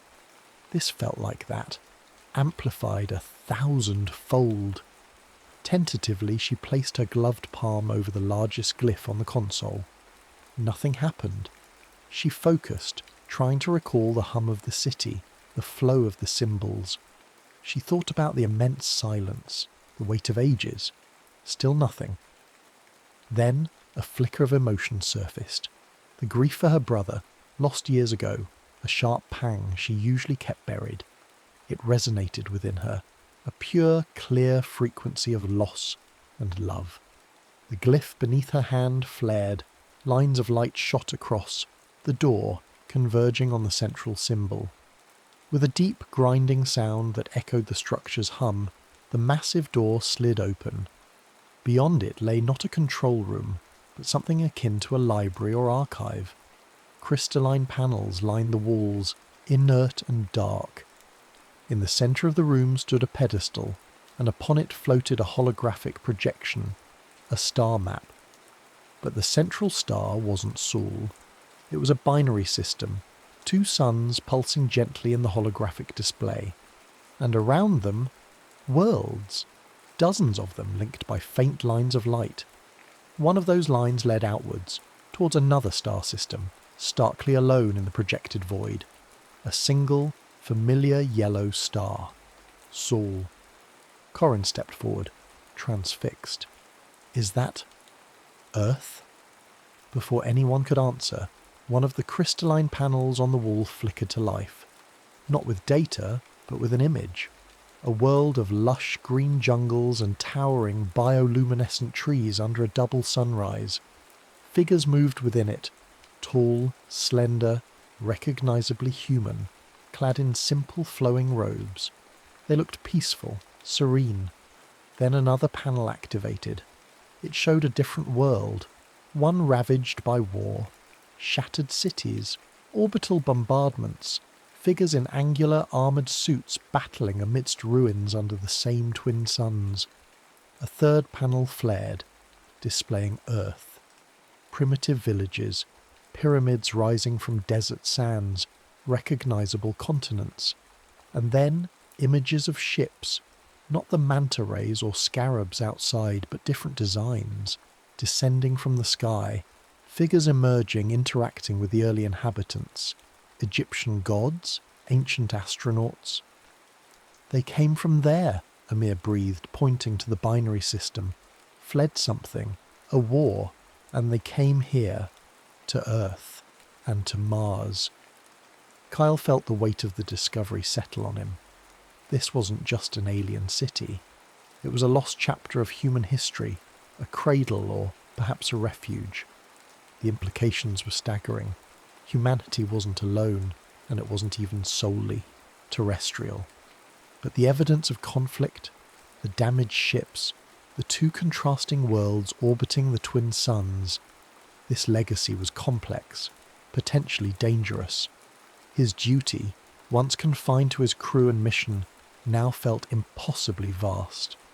He was standing in the heart of a 50,000-year-old mystery that redefined everything humanity thought it knew about itself. And the city, panel by panel, archive by archive, was just beginning to share its secrets. The weight of revelation pressed down on them, heavier than the tons of rock and regolith overhead. Humanity, seeded or exiled from a distant binary system, a vast Martian metropolis as a way station, Earth a later colony, or perhaps a forgotten outpost. The silent, watchful city felt less like a tomb and more like a paused recording, waiting for someone to press play.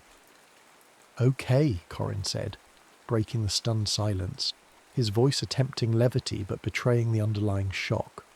"So, space Egyptians from a double sun system built Mars Vegas and maybe gave Earth the pyramid scheme? Got it. What's next on the tour? The casino floor? The all-you-can-eat nebula buffet?" Sora, however, was focused on the console she'd activated. The glyphs continued to glow, pulsing softly in response to her proximity. This console, it's more than just a door lock or an archive viewer. It feels like a primary interface node. The emotional resonance. It wasn't just a key, it felt like authentication. She tentatively placed her hand back on the surface, focusing not on grief this time, but on curiosity, a desire to understand.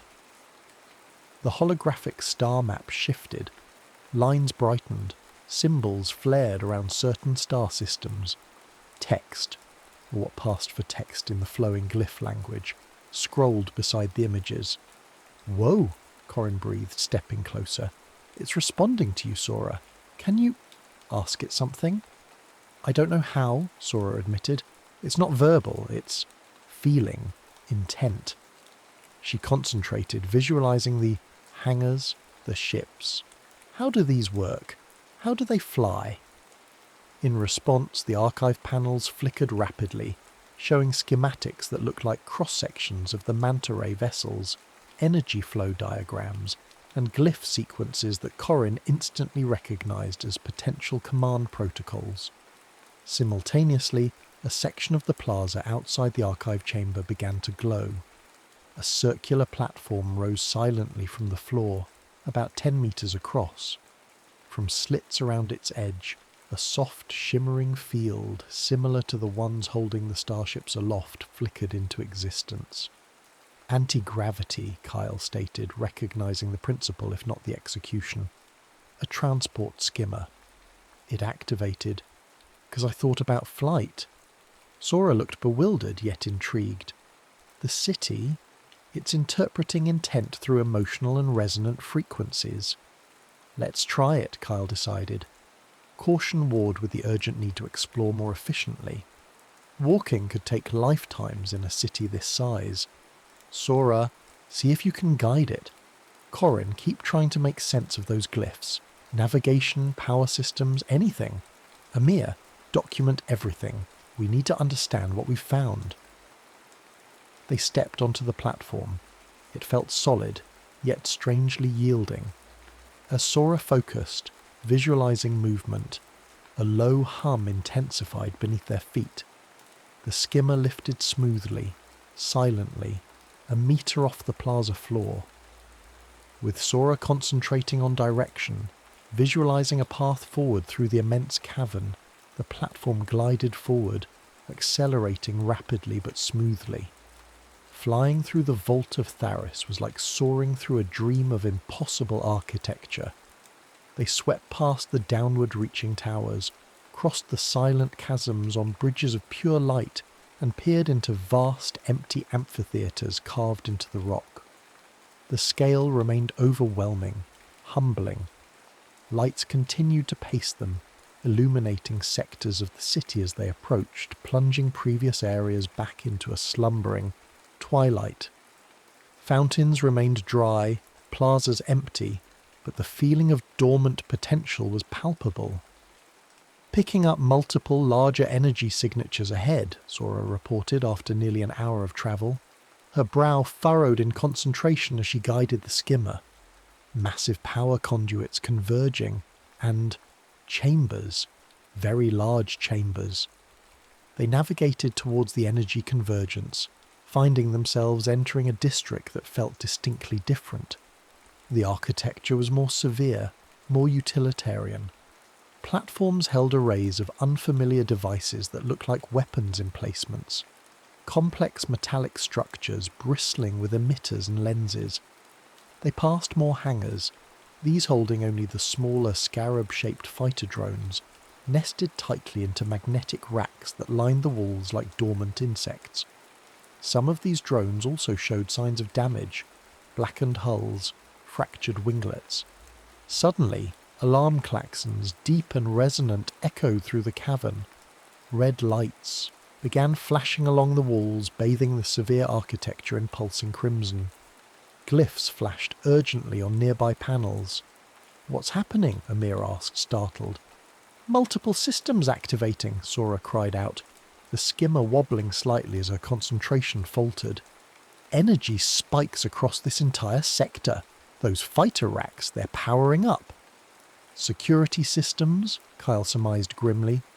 Did activating the skimmer trigger a broader alert? Or maybe accessing the archive, Corin suggested, frantically trying to decipher the flashing glyphs displayed on his wrist-mounted interface, linked wirelessly to Sora's scanner. Whatever it is, the city thinks we're intruders. These symbols, they look like lockdown protocols. Threat assessment. From the hangar walls, several of the scarab drones detached from their magnetic pylons. Blue energy crackled around their forward emitters.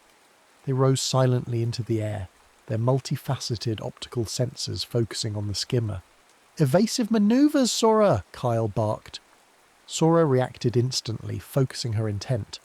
The skimmer banked sharply, diving towards the intricate cityscape below as bolts of blue energy lanced past them, impacting the cavern wall with explosive force. More drones detached, swarming after them like angry hornets. "They're fast!" Corin yelled, ducking as another energy bolt sizzled overhead. "We need cover and a defensible position." Kyle scanned the area, his tactical training kicking in. "There, that structure. Looks shielded, reinforced. Get us inside." He pointed to a squat, bunker-like building nestled between two larger towers, its entrance a heavy glyph-marked portal currently sealed. Sora drove the skimmer towards it, weaving through architectural projections as energy bolts rained around them. The drones anticipated their movements, boxing them in. "The door's sealed," Amir shouted. "How do we get in?" "Sora, the console interface. Can you access the door system from here?" Kyle asked urgently. "Trying." Sora closed her eyes for a moment, ignoring the chaos around them, focusing her will, pushing past the fear. She projected the feeling of sanctuary, necessity, urgency. The skimmer's console pulsed in response. On the bunker door ahead, the glyphs flared. Just as a drone lined up a direct shot, the massive portal slid open.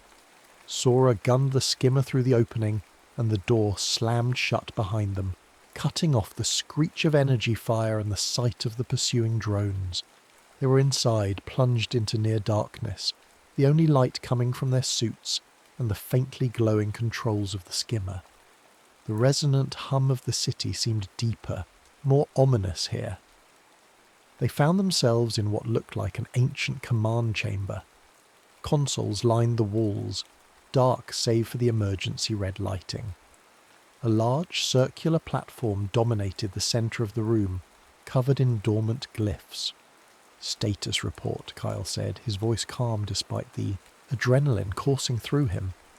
"Skimmer is undamaged," Sora reported, her breathing heavy. "Door is sealed, heavily reinforced. External sensors show the drones are hovering outside, scanning." "I think I'm getting somewhere with the language," Corin said, pointing to his display. "The lockdown glyphs correlate with threat levels. We seem to have tripped a mid-level security response. But there are other symbols here. Command overrides, system resets, linked to that central platform." "Can you activate it?" Kyle asked. "Not directly," Corin replied. "It requires sequence authorization, like the archive door. It seems keyed to complex emotional states. The glyphs suggest concepts like sacrifice, resolve, legacy." Sora looked at the central platform, then back at the sealed door where the drones waited. She thought of the archive images, the peaceful world, the war-torn one, the ancient earth. She thought of her brother, the grief still a tangible ache within her, but mixed with it now was a fierce determination, a resolve to understand this place, to protect her crew. Sacrifice, resolve, legacy. She stepped towards the central platform, placing her hand on its cool surface. She didn't try to replicate an emotion. She simply let her own complex feelings flow. Grief intertwined with fierce protectiveness, fear woven with determination. The platform beneath her hand lit up. Glyphs raced across its surface, converging in the centre. Consoles around the room flickered to life, bathing the chamber in a cool blue light, replacing the urgent red. A low thrum filled the room as power surged. "Whoa," Corrin breathed. "System access granted. Sora, you just hotwired an alien command centre with feelings." On a large display screen that materialised from the wall, schematics of the city sector appeared, showing the drone locations, power flows, and something else. Something that made Kyle's blood run cold. Deep within the sector, far below there, current level, another massive energy signature flared to life, far larger than the drones, larger even than the hangars. A symbol appeared next to it on the screen, a ring segmented, surrounded by complex interlocking glyphs. "What is that?" Amir asked, pointing to the symbol. Corrin traced the glyphs on his display. According to this, they called it the Sky Gate, the path between stars. They hadn't just triggered the security drones, they had started the activation sequence for a Stargate. The activation of the Sky Gate sent a palpable tremor through the command chamber, a deep, resonant hum that vibrated up through the floor. On the main display, the ring symbol pulsed with intensifying energy, drawing power from conduits that snaked through the schematic like luminous serpents. The city wasn't just waking up, it was preparing for departure. Okay, activating a potential interstellar transport system while killer drones are trying to break down the door might not have been Plan A, Corrin quipped, though his fingers flew across the holographic interface projected from his wrist unit, cross-referencing the newly accessible data streams. Good news. Sora's emotional login gave her significant system privileges. Bad news. The gate activation seems to have triggered higher-level defense protocols. As if on cue, the display shifted, showing external views. The scarab drones outside the bunker were now being joined by larger, more menacing shapes detaching from previously unseen alcoves high in the cavern walls. These were angular, almost skeletal fighter craft, different from the manta shapes in the main hangars, clearly automated defense units. They began engaging the scarab drones, streaks of energy fire crisscrossing the vast underground space. Infighting? Amir asked, bewildered. Why would the city's defences attack each other? Corrin highlighted sections of the newly accessed data. Hypothesis: the scarab drones represent a localised, perhaps sector-specific security system, maybe even one that's degraded or corrupted over millennia. These new fighters, they seem linked directly to the gate's activation sequence. A primary defence grid maybe? Purging the lesser systems that responded incorrectly to our presence. Or, Sora suggested quietly, her eyes fixed on the unfolding battle. Maybe the scarabs were the original defence, and these new ones are something else. Something left behind by whoever damaged those ships in the hangar. Kyle watched the silent, deadly ballet on the screen. Whatever the reason, it buys us time. Corrin, focus on the gate. What does it take to stabilise it? Can we shut it down? Working on it, Corrin muttered. The glyphs are complex. It's not just engineering, it's almost ritualistic. There are sequences tied to celestial alignments, energy harmonics, and this. He projected an image onto the main screen. The twin sun symbol they'd seen in the archive now intricately linked with the gate schematics. Amir stepped closer, his geologist's eye for patterns finding purchase even in the alien script. The twin suns. Look how they're positioned relative to the gate symbol. And these branching pathways. It's like the map in the archive chamber. 2 primary destinations, maybe, linked to the 2 branches of, well, whoever these people were. He traced a flow diagram. It seems the gate requires alignment not just physically, but energetically, tuned to a specific destination frequency. Can you identify the destinations? Kyle pressed. Amir studied the glyphs, comparing them to the archive images. This sequence, he pointed, seems to correspond with the peaceful jungle world. The glyphs evoke harmony, growth, origin. This other sequence, he indicated a more complex, jagged set of symbols, matches the war-torn world. These glyphs suggest struggle, division, terminus. Origin and terminus, Sora breathed. 2 paths for humanity's ancestors. Commander, Corrin suddenly shouted. Power fluctuations. The gate activation is drawing immense energy, but the flow is unstable. The battle outside, secondary explosions. They're damaging some primary conduits. If the grid destabilizes completely, the gate could overload. The resulting energy discharge. He didn't need to finish the sentence. A blast that could power interstellar travel, unleashed uncontrollably within a confined underground city. It would vaporize everything. Kyle scanned the chamber schematics Corrin projected. Power regulation nodes. Where are they? Corrin highlighted several points on the city map, deep within the sector, some in areas now crawling with the battling drones and fighters. There are primary junctions, but accessing them is suicide. There might be a master regulation conduit accessible from beneath this command chamber. It's a long shot, requires bypassing multiple safety interlocks. If it stops this place from blowing up, we take it, Kyle said decisively. Sora, can you open a maintenance access way? Sora, already anticipating, focused on the central platform where she had initiated the override. She visualized access, repair, stabilization. A section of the floor near the wall slid silently open, revealing a narrow, dark shaft descending into the humming depths. A faint blue light pulsed rhythmically far below. Amir, Sora, stay here, Kyle commanded. Monitor the gate. Keep trying to understand the controls. Corrin, you're with me. We need your interface skills to bypass those interlocks. Into the scary glowing basement it is, Corrin said, grabbing a portable interface kit, just like summer camp.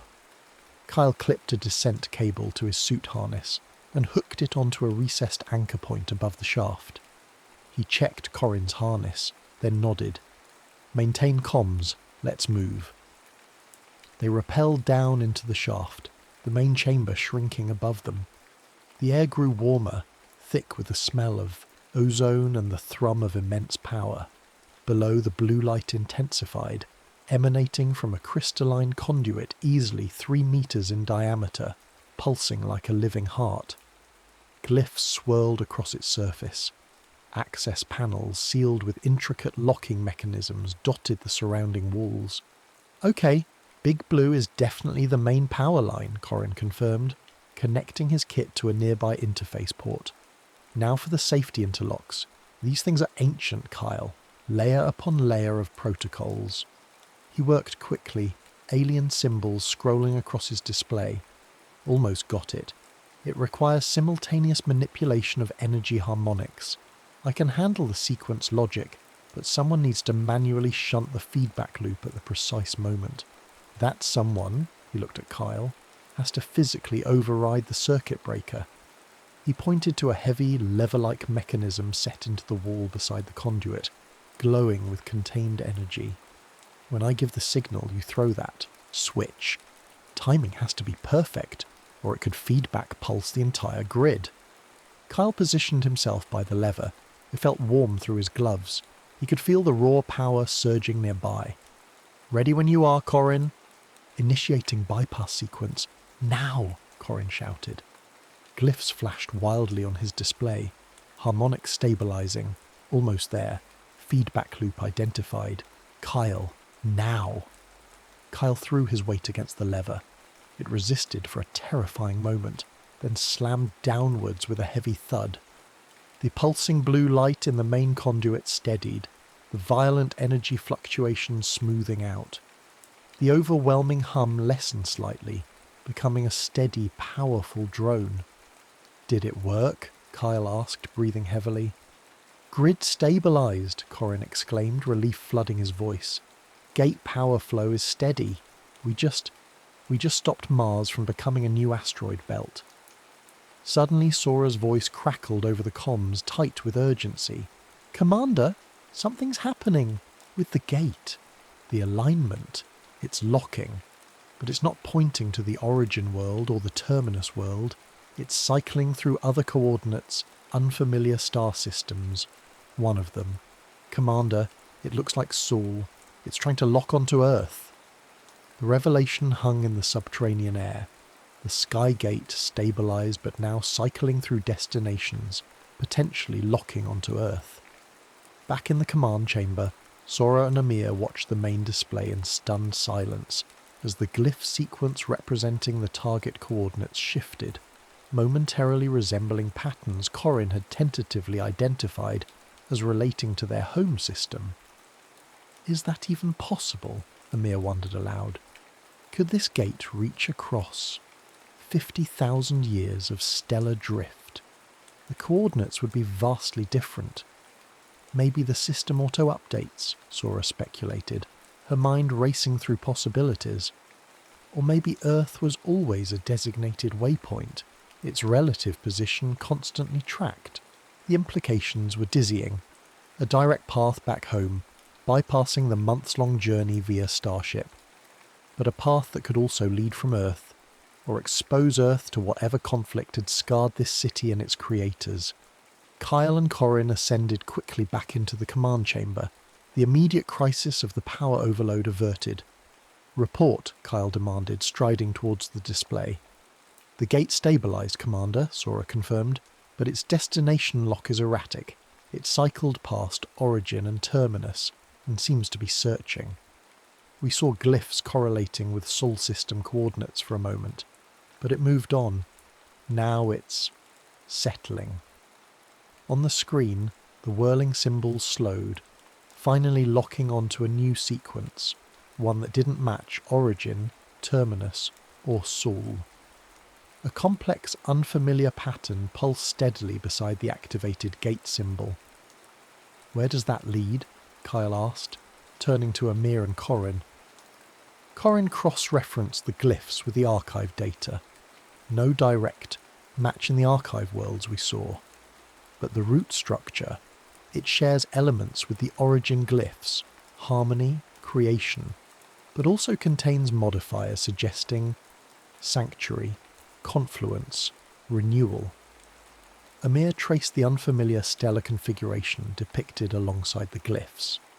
It's a trinary star system, unknown from Earth astronomy as far as I know. Sanctuary?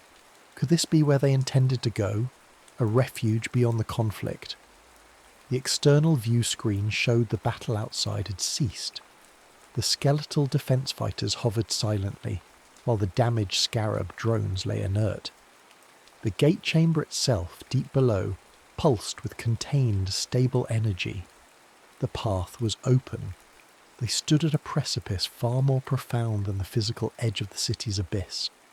Behind them lay the known, Mars, the Arclight mission, Earth, a humanity confined to a single solar system, ignorant of its sprawling ancient heritage. Ahead lay the unknown, a pathway across interstellar space forged by ancestors fleeing conflict, leading to a potential sanctuary orbiting 3 suns. The choice was stark. "We could try to shut it down," Corrin offered, though his voice lacked conviction. "Seal this place, hike back to the rover, assuming the storm ever clears, and report back to base. Let Earth decide what to do." "And risk someone else finding this," Sora countered. "Or risk whatever threat caused the Terminus world finding us through this connection. We activated it. It feels like our responsibility." Amir nodded slowly. "This discovery changes everything. the history of humanity, our place in the cosmos. It's not just data to be filed. It's a legacy, perhaps a destiny. He looked at Kyle. The archives showed two branches of humanity, estranged, one possibly destroyed or locked in eternal war. What if the sanctuary world represents a chance for reunification, or at least understanding? Kyle felt the immense gravity of the moment. His duty, always his North Star, was now pulling him in multiple directions. Duty to his crew, to the mission parameters, to Earth. But also a nascent duty to the truth they had uncovered, to the echoes of these ancient humans whose blood might very well run in their own veins. To return to Earth with this knowledge felt incomplete, like finding a map to El Dorado and turning back at the city gates. He thought of the damaged ships, the defensive drones, the bifurcated destiny shown in the archives. Sealing the city might protect Earth in the short term, but ignorance was a fragile shield. Understanding the past, confronting the legacy, seemed the only path to securing a future. Stepping through that gate was an unimaginable risk, a leap into potentially hostile territory or simply lethal emptiness. But staying behind felt like a betrayal of the very spirit of exploration that had brought them to Mars. He looked at his team, Sora, whose unique sensitivity had been the key, Amir, whose scientific awe was tempered by profound insight, Corin, whose intellect and humour grounded them. They had faced the storm, navigated the impossible city, battled ancient defences and stabilised a stargate. They were no longer just astronauts, they were inheritors. The Arclight mission parameters were clear, Kyle said, his voice resonating in the quiet chamber. Establish a foothold, explore, report, but no parameter accounted for this. He gestured towards the pulsing gate symbol on the screen. Reporting this second hand won't convey the truth, the scale, the implications, and it leaves this power, this pathway, vulnerable. He met each of their gazes. Our primary duty is to the survival and advancement of humanity. Right now, I believe that duty lies forward, not back. We have stumbled upon the grandest mystery of our species.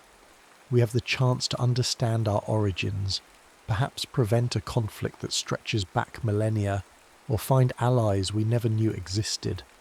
Paused, letting the weight of his words settle. This is not an order I can give lightly. It goes beyond any mission profile, but I believe it's the necessary choice. Our report to Earth will have to wait. Our exploration continues. He looked towards the schematic showing the Skygate chamber. Corin, can you interface with the gate controls from here? Ensure the destination lock remains stable on Sanctuary? Aye, Commander, Corin replied, already working. Locked and confirmed. Sora, Amir, grab any portable archive data possible and essential supplies from the skimmer. We travel light. They moved with renewed purpose, the debate settled, the path chosen. Within minutes, they were back on the anti-gravity skimmer, gliding silently through the now quiet sector towards the immense energy signature of the gate chamber. The chamber dwarfed even the grandest spaces they had yet seen. A colossal ring, easily 200 meters in diameter, dominated the space. It was constructed of the same obsidian material as the city, inlaid with glowing glyphs that pulsed in time with the structure's deep hum. The ring itself floated free, unsupported by any visible means, rotating slowly. Within the circumference of the ring, space itself seemed distorted, shimmering like heat haze over desert sand, but swirling with faint ethereal colours, blues, violets, golds. It wasn't projecting an image, it was the portal. Sora guided the skimmer onto a platform extending towards the base of the ring. The air crackled with contained energy. Looking into the shimmering portal was like staring into infinity. Kyle Vance stood at the edge, his crew beside him. the red dust of Mars felt a universe away. He took a final look back at the vast, silent city, the vault of Tharis, cradle and tomb, testament to a lost epoch. Then he turned towards the swirling light. "Lieutenant Kim, take us through," Commander Kyle Vance ordered, his voice steady, resonant with the immensity of the step they were about to take. Sora focused her intent, and the skimmer moved forward, crossing the threshold from the known into the utterly unknown. The shimmering light enveloped them, not blinding but cool, silent, erasing the obsidian chamber from view. For a heart-stopping moment, there was nothing but the swirling colours and the feeling of transition, of movement beyond comprehension. Then, new light dawned ahead. They emerged not into darkness, but into the soft, multi-hued glow of a sky illuminated by 3 suns, one golden, one pale blue, one a gentle crimson, casting long, strange shadows across a landscape unlike anything they had ever imagined. The vault of Tharis was behind them. The journey into humanity's forgotten past and uncertain future had truly begun. The gate shimmered, waiting, a path between worlds left open.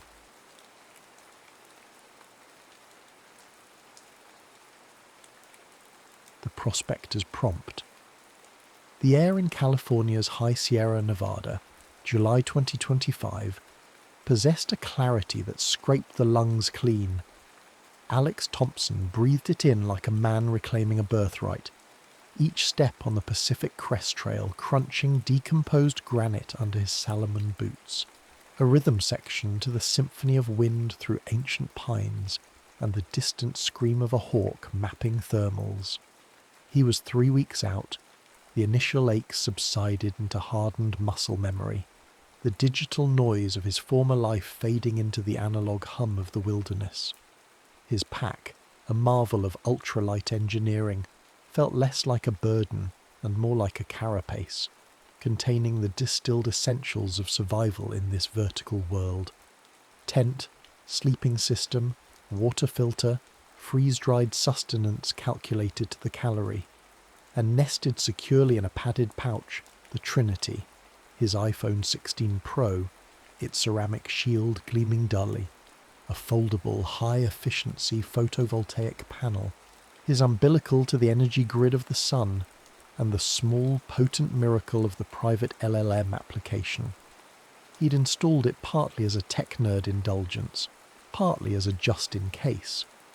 Downloading the compact but powerful Llama 3.2, Gemma 2, and Quen 2.5 models had felt like loading encyclopedias onto a device designed for ephemeral tweets, a safety net of knowledge, offline, sovereign. He'd queried Llama about local flora identification, used Quen to calculate remaining water needs against elevation gain, even asked Gemma for optimal campsite selection based on predicted wind patterns. Minor conveniences on a well-trodden path. He was Alex Thompson, late 20s, competent, perhaps running from the low-static hum of existential dread that permeated his generation's hyper-connected world, seeking something tangible in the immense indifference of the mountains. That afternoon, the indifference curdled. The sky, a canvas of serene cerulean, began to bruise along the western horizon. Clouds gathered with unnatural speed, not the puffy, aimless cumulus of summer, but dense, muscular thunderheads coalescing like a fist. The air grew heavy, charged, the light taking on a sickly yellow hue. Alex checked his phone, not for signal, useless here, but for the barometer app integrated with the iPhone's sensors. The pressure was plummeting. His weather app, last updated at dawn via a fleeting satellite link, had predicted afternoon showers, not this meteorological apocalypse brewing. Dinner time approached, the planned campsite still miles away over a high, exposed ridge. Prudence screamed louder than the rising wind. He veered off the faint trail, seeking shelter on the leeward side of a granite buttress. a cluster of stunted, lightning-scarred pines offering meagre psychological comfort. The storm broke not with rain, but with violence. Wind hit like a physical blow, tearing at the pines, whipping needles into his face. Then the electrical display began, and it was unlike anything Alex had witnessed. Not distant flashes, but intimate, terrifying strokes of raw power, etching the landscape in blinding negative, the thunder instantaneous, a physical concussion that vibrated through the rock beneath him. Close, too close. The ozone tang was thick, acrid. He felt the distinctive prickle crawling up his arms, the hairs lifting. He flattened himself against the granite, pulling his pack over his head, the synthetic fabric offering no real protection but fulfilling a primal urge to hide. A deafening crack exploded nearby, the light searing through his eyelids. He felt a bizarre, full-body thrum, a vibration deep in his bones, accompanied by a smell like burnt wiring and hot rock. Then, only the roar of the wind and the relentless drumming of rain that finally began, thick and cold. He huddled, shivering, the storm raging for what felt like an eternity, eventually succumbing to an uneasy, adrenaline-laced doze. He awoke stiff, cold, but alive. The rain had stopped. A weak, watery sunlight filtered through the bruised clouds. He sat up, scanning the surroundings. Wrong. Everything was subtly, fundamentally wrong. The familiar shape of the granite buttress seemed altered. The pines looked different. Younger, or perhaps a different species altogether. More disturbingly, the faint indentation of the PCT, his lifeline through this wilderness, was simply gone, vanished. He scrambled up, heart hammering against his ribs. He pulled out his phone, powered on thankfully. He opened the mapping app, the little blue dot that was him pulsing mockingly in a sea of undifferentiated green topographic lines. No trail overlay, no satellite connection available. He tried the compass app. It spun erratically for a moment, then settled, but the orientation felt skewed relative to the sun's position. Panic, cold and sharp, pricked at him. He forced it down, reverting to training. Sun position, terrain features, general direction. He knew roughly which way the trail should have run. He started walking, pushing through unfamiliar undergrowth, the silence profound, lacking even the distant hum of aircraft that usually threaded the background noise of the 21st century. Hours passed. The sun climbed higher. His water filter clogged more quickly than usual with unfamiliar sediment. The plants looked subtly alien, the insects louder, more aggressive. Doubt gnawed at him. Had the lightning strike addled his brain? Was he delirious? Then he heard it.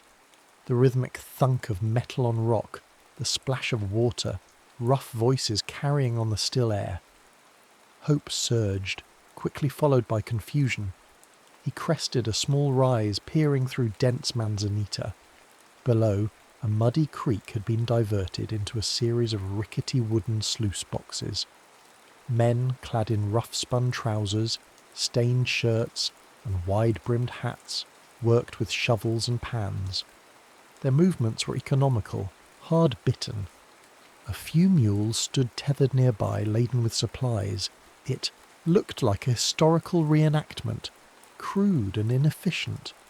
But the sweat staining their backs, the grim set of their jaws, the sheer weariness etched into their faces. This was no performance. This was toil. This was survival. And there wasn't a scrap of Gore-Tex, a glint of modern alloy, or the whine of a single engine anywhere in sight. Alex felt the blood drain from his face. The mining operation, the clothes, the tools, they screamed a single impossible word: past. He ducked down, his breath catching in his throat. The lightning hadn't just thrown him off the trail, it had thrown him off the century. The immediate imperative was invisibility. Alex retreated from the rise, moving with the ingrained stealth of a hiker, avoiding spooking wildlife, though the stakes now felt infinitely higher. The men below weren't actors. They were prospectors, 49ers perhaps, figures lifted from sepia-toned photographs and plunged into harsh technicolor reality. His own appearance, the brightly coloured synthetic jacket, the complex architecture of his backpack, the sleek black rectangle of the phone currently tucked away, would mark him instantly as an anomaly, an impossibility. Dangerous, in a time and place where strangeness often met with suspicion, superstition, or violence. He spent the next few hours circling wide around the mining claim, following the creek downstream, relying on the assumption that water eventually led to some form of settlement. The terrain remained stubbornly unfamiliar, resisting correlation with the downloaded topographic data on his phone. The LLMs he knew held vast historical data sets, but accessing them now felt premature, risky. First, observation, information gathering, the old-fashioned way. Late afternoon brought the scent of wood smoke and the faint sounds of human activity growing louder. He approached cautiously, using tree cover, until he reached the edge of a clearing. Forest Hill.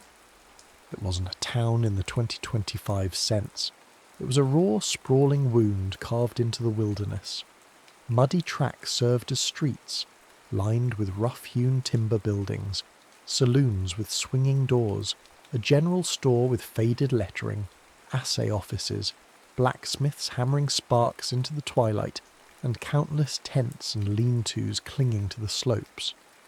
The air was thick with the smells of mud, sweat, cheap whiskey, frying bacon, and the ever-present tang of disturbed earth. Men, overwhelmingly men, moved with a purpose that was either feverish, the glint of gold lust in their eyes, or exhausted, the slump of unrewarded toil. Their clothes were practical, worn, heavy wool, canvas, leather boots caked in red mud, hard faces, wary eyes. Alex felt a profound sense of dislocation, more acute even than waking up lost. This wasn't just the wrong place, it was the wrong reality stream. He retreated deeper into the woods as full dark approached, finding a secluded spot to make a cold camp. No fire, unpacking felt like performing an autopsy on his old life. The lightweight tent, the inflatable sleeping pad, the titanium spork, artifacts from a future they couldn't conceive of. He needed to blend in. Quickly, he sorted his gear. Much of it had to go. The brightly coloured pack and clothes were unusable. He buried them carefully, along with most of his modern food packets, keeping only the densest calorie bars for emergencies. What could he salvage? His multi-tool was potentially useful, its pliers, knife, and screwdrivers universal enough. His first aid kit, invaluable, but its sterile packaging and modern components needed careful concealment. His boots might pass, though they were clearly advanced. His water filter was a godsend, but had to be used secretly. The core assets remained. The iPhone 16 Pro, now showing 68% battery, the solar panel, and his wits, amplified by the silent silicon oracles residing within the private LLM app. The next morning he emerged from the woods clad in his most subdued base layers, drab merino wool, carrying only a small nondescript stuff sack containing the phone, charger, first aid essentials, multi-tool, and remaining bars. He needed local currency, local clothes, and a plausible reason for existing. He approached the edge of town again, watching, listening. He needed an inn. He saw a livery stable, men hauling hay and mucking out stalls. Basic labour, honest, a starting point. Before approaching, he ducked behind a large oak, pulled out the phone. The Gorilla Glass screen felt impossibly smooth, alien. He opened the private LLM app, shielding the screen's glow. He typed rapidly, fingers clumsy with cold and adrenaline. Generate plausible backstory. Lone traveller, arrived Forest Hill Caliphus approx 1852, seeking work. Need common slang, social etiquette basics, typical daily wages for unskilled labour, common dangers to avoid. He selected Llama 3.2, known for its nuanced historical context. The response flowed onto the screen almost instantly, a dense block of text. He scanned quickly. Arrived overland, maybe separated from party, seeking fortune like everyone else. Common greetings. Avoid direct eye contact with rougher types. Distrust of foreigners, especially non-whites. Wages pitiful. Maybe $1 a day plus keep for stable work. Dangers. Claim jumpers, cholera, drunken brawls, bad whiskey. He absorbed what he could, pocketed the phone, took a deep breath and walked towards the livery. The stable master, a burly man with suspicious eyes and tobacco-stained teeth, looked him up and down. Alex, recalling the LLM's advice, kept his gaze slightly averted, respectful. "Looking for work, mister," he said, pitching his voice lower, trying to roughen the edges of his 21st century diction. "Hard worker, can muck stalls, handle horses." He gestured vaguely east. "Came overland. Lost my gear. Looking to earn enough for a new stake," the stablemaster spat. "Everyone's looking. Works. Hard, pays crap," he paused. "No horses?" "Some," Alex admitted truthfully. He'd ridden as a kid. "Fine. $1 a day, grub, bunk in the loft. Steal from me, I'll see you hang." And just like that, Alex Thompson, PCT hiker from 2025, became Alex Thompson, stable hand in 1852. The work was brutal, back-breaking, mucking stalls, hauling water, repairing tack with crude tools. The grub was often salt pork and hardtack. The bunk was straw-infested with things that bit. He learned through observation, the social hierarchy, the casual racism, the constant undercurrent of desperation and violence beneath the surface optimism of the gold rush. He kept his head down, spoke little, listened intently. His merino wool clothes drew a few odd glances for their fineness, but he mumbled something about inheriting them. The biggest challenge was power. The iPhone was his lifeline, his only advantage, but it was useless dead. Each sunny afternoon he'd find an excuse to slip away, checking fences, gathering kindling, find a secluded sun-drenched spot, unfold the solar panel and plug in the phone, anxiously watching the battery percentage creep upwards. It was a constant nerve-wracking exercise in secrecy. Discovery meant questions he couldn't answer. One evening, nursing aching muscles in the hayloft, he pulled out the phone again. The private LLM app glowed softly. He queried Gemma 2, known for its efficiency. Analyze common causes of inefficiency and illness in 1850s gold mining camps based on typical practices. Suggest one minor, easily implementable improvement using only locally available materials, knowledge, presentable as common sense. Gemma responded swiftly. Major issues. Poor sanitation. Water contamination leads to dysentery, cholera. Inefficient water use in sluicing. Loss of fine gold. Poorly maintained tools. Breakage, injury. Suggestion. Advocate for designated latrine pits downhill, downstream from water sources and living areas. Frame. As preventing bad air or miasma, concepts understood in the period. A few days later, watching miners haul water from the same creek others used for washing and waste disposal, Alex saw his chance. He struck up a conversation with a couple of the less rough-looking men during a break. "Noticed folks seem sickly now and again," he commented casually, echoing language he'd overheard. "Back where I came from," he lied, gesturing vaguely. "Found it helped to keep the necessaries well away from the drinking water. Stops the air getting foul, seems like." He didn't mention germs or bacteria. He used their framework, bad air. One man grunted, another spat, but a third, older man with weary eyes, nodded slowly. Ain't wrong. Place stinks enough already. It was a tiny seed, planted with knowledge centuries ahead of its time, translated by silicon, delivered with calculated casualness. Whether it would take root remained to be seen, but it was the first deliberate manipulation of his new reality. The first prompt executed not just on the phone, but on the world itself. The seed of sanitation, subtly planted, bore slow fruit. Alex noticed a few miners grudgingly digging rough latrines further from the creek. Cholera didn't vanish overnight. The concept of boiling water was still alien, but perhaps a few lives were less miserable, a few bouts of dysentery averted.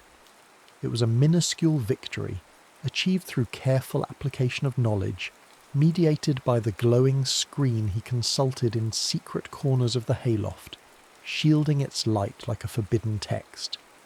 The stable work provided cover, sustenance, and invaluable ethnographic data, but it was a dead end.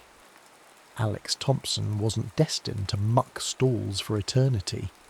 He possessed, locked within the iPhone 16 Pro, the distilled knowledge of a future civilization. It was time to leverage it more assertively. His opportunity came through observation, amplified by AI analysis. He watched the endless cycle of digging, hauling, and washing gravel. He saw the frustration in the miners' faces as fine gold dust inevitably washed away with the tailings from their crude sluice boxes. He saw tools break, handles snap, metal fatigue costing precious time and effort. One evening, huddled in the loft, the phone plugged into the solar panel draped carefully over the edge of the hay door to catch the last rays of sun, he opened the private LLM app. This time, he directed his query to Quen 2.5, the model strong in technical specifics and planning. Analyze standard 1850s gold sluice box design, Rocker's long tom. Identify key points of fine gold loss. Propose 2 to 3 simple modifications using available materials, wood, canvas, basic metal, to improve fine gold recovery rate. Provide simple diagrams, instructions suitable for a semi-skilled carpenter. The response was detailed. Diagrams showing adjusted riffle angles, the addition of canvas linings in specific sections to trap microscopic flecks, suggestions for better water flow control using simple wooden gates. It wasn't revolutionary tech from 2025. It was optimizing 1850s tech using principles of fluid dynamics and particle physics translated into practical steps. Alex spent hours studying the output, using Llama to cross-reference historical tool availability and Gemma to simplify the language further, ensuring he could explain it without resorting to futuristic jargon. He needed capital, however small. He'd saved nearly every cent of his meagre wages. He approached Silas Croft, the weary older miner who'd seemed receptive to his sanitation suggestion. Silas had a small claim, barely productive, his hope fading visibly each day. Alex found him listlessly panning at the creek's edge. "Silas," Alex began carefully, "I've been watching the boxes. Seems like a lot of the real fine stuff might be washing through." Silas just grunted. "Everyone knows that, son. Angel dust. Can't catch it." "Maybe," Alex countered, "maybe we can catch more of it. I worked timber mills back east," another lie, woven into his fabricated past. "Learned a bit about water flow, how it settles things. Got an idea for adjusting the riffles, maybe adding some cloth lining. Nothing fancy. Might improve the take." He sketched the LLM-derived designs in the dirt with a stick, simplifying Quen's diagrams. "Tell you what, let me work with you. I'll help you modify your sluice. My time, my know-how. If it increases your take significantly over a week, you give me a small percentage. If not, you lose nothing but a bit of wood." Silas was sceptical but had little to lose. They spent 2 days modifying his sluice box based on Alex's sketches, Alex guiding the process, carefully explaining the why in simple mechanical terms. Slowing the water just so. giving the little specks a place to catch. The other miners watched with amusement or scorn. But when Silas ran his first batch of gravel through the modified sluice, the cleanup revealed significantly more fine gold dust trapped in the new canvas liners and behind the adjusted riffles than he'd ever recovered before. Not nuggets, but a heavy yellow smear that represented real value. Silas stared, then grinned, a cracked leather smile that transformed his face. Word spread like wildfire through the camp. Alex wasn't just the quiet stable hand anymore. He was the fellow who knew things. Miners started approaching him, offering percentages for his advice, for help modifying their own equipment. He used Quen within the private LLM app to calculate fair percentages, Lema to understand negotiation tactics suitable for the rough-and-tumble environment. He quit the stables, focusing entirely on his burgeoning consultancy. He still needed his phone, more than ever. Charging it became a more complex operation, finding private moments during the day, sometimes paying a trusted contact. Silas became his first ally to stand guard while the panel soaked up photons. His next step involved addressing the tool problem.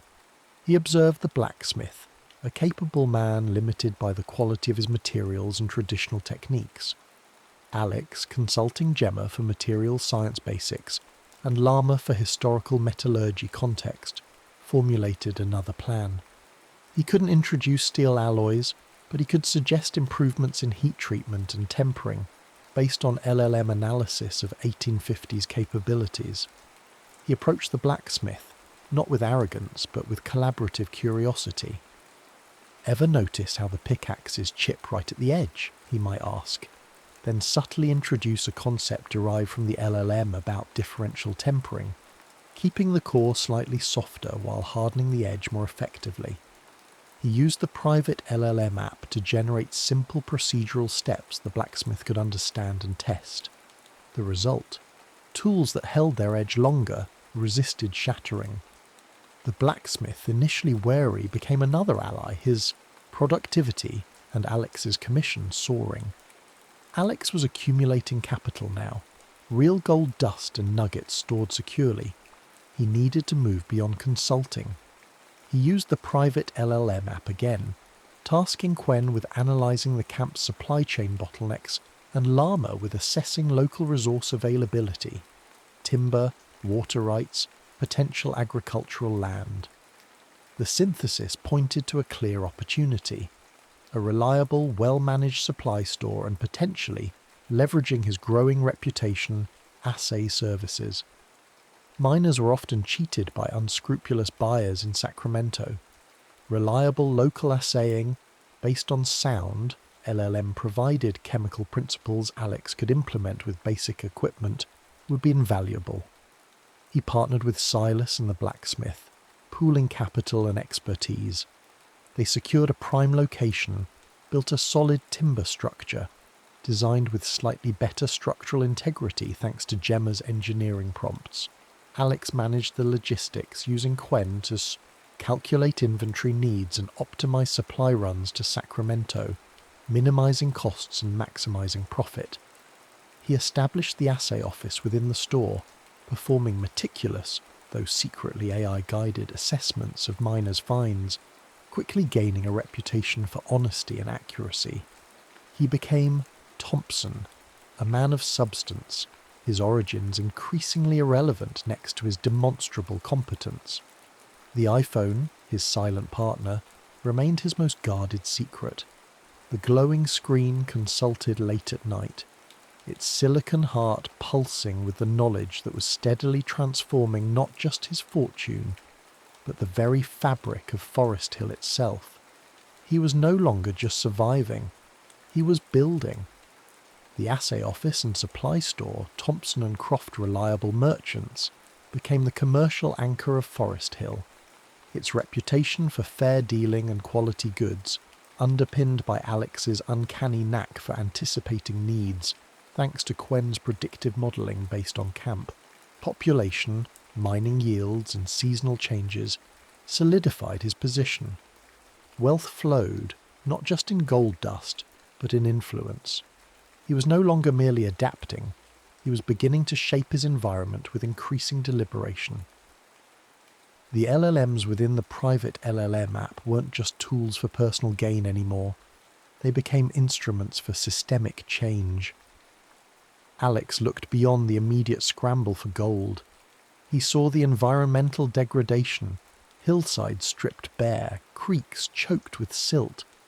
He saw the social ills, rampant alcoholism, preventable diseases, the lack of structure beyond rough frontier justice. His 21st century sensibilities, amplified by the vast knowledge base accessible via Llama, recoiled. He couldn't introduce environmental regulations, the mindset didn't exist, but he could promote efficiency that coincidentally reduced waste. He began investing his growing capital, guided by LLM analysis. Querying Llama on sustainable 19th century practices and Gemma on relevant engineering principles, he identified key leverage points.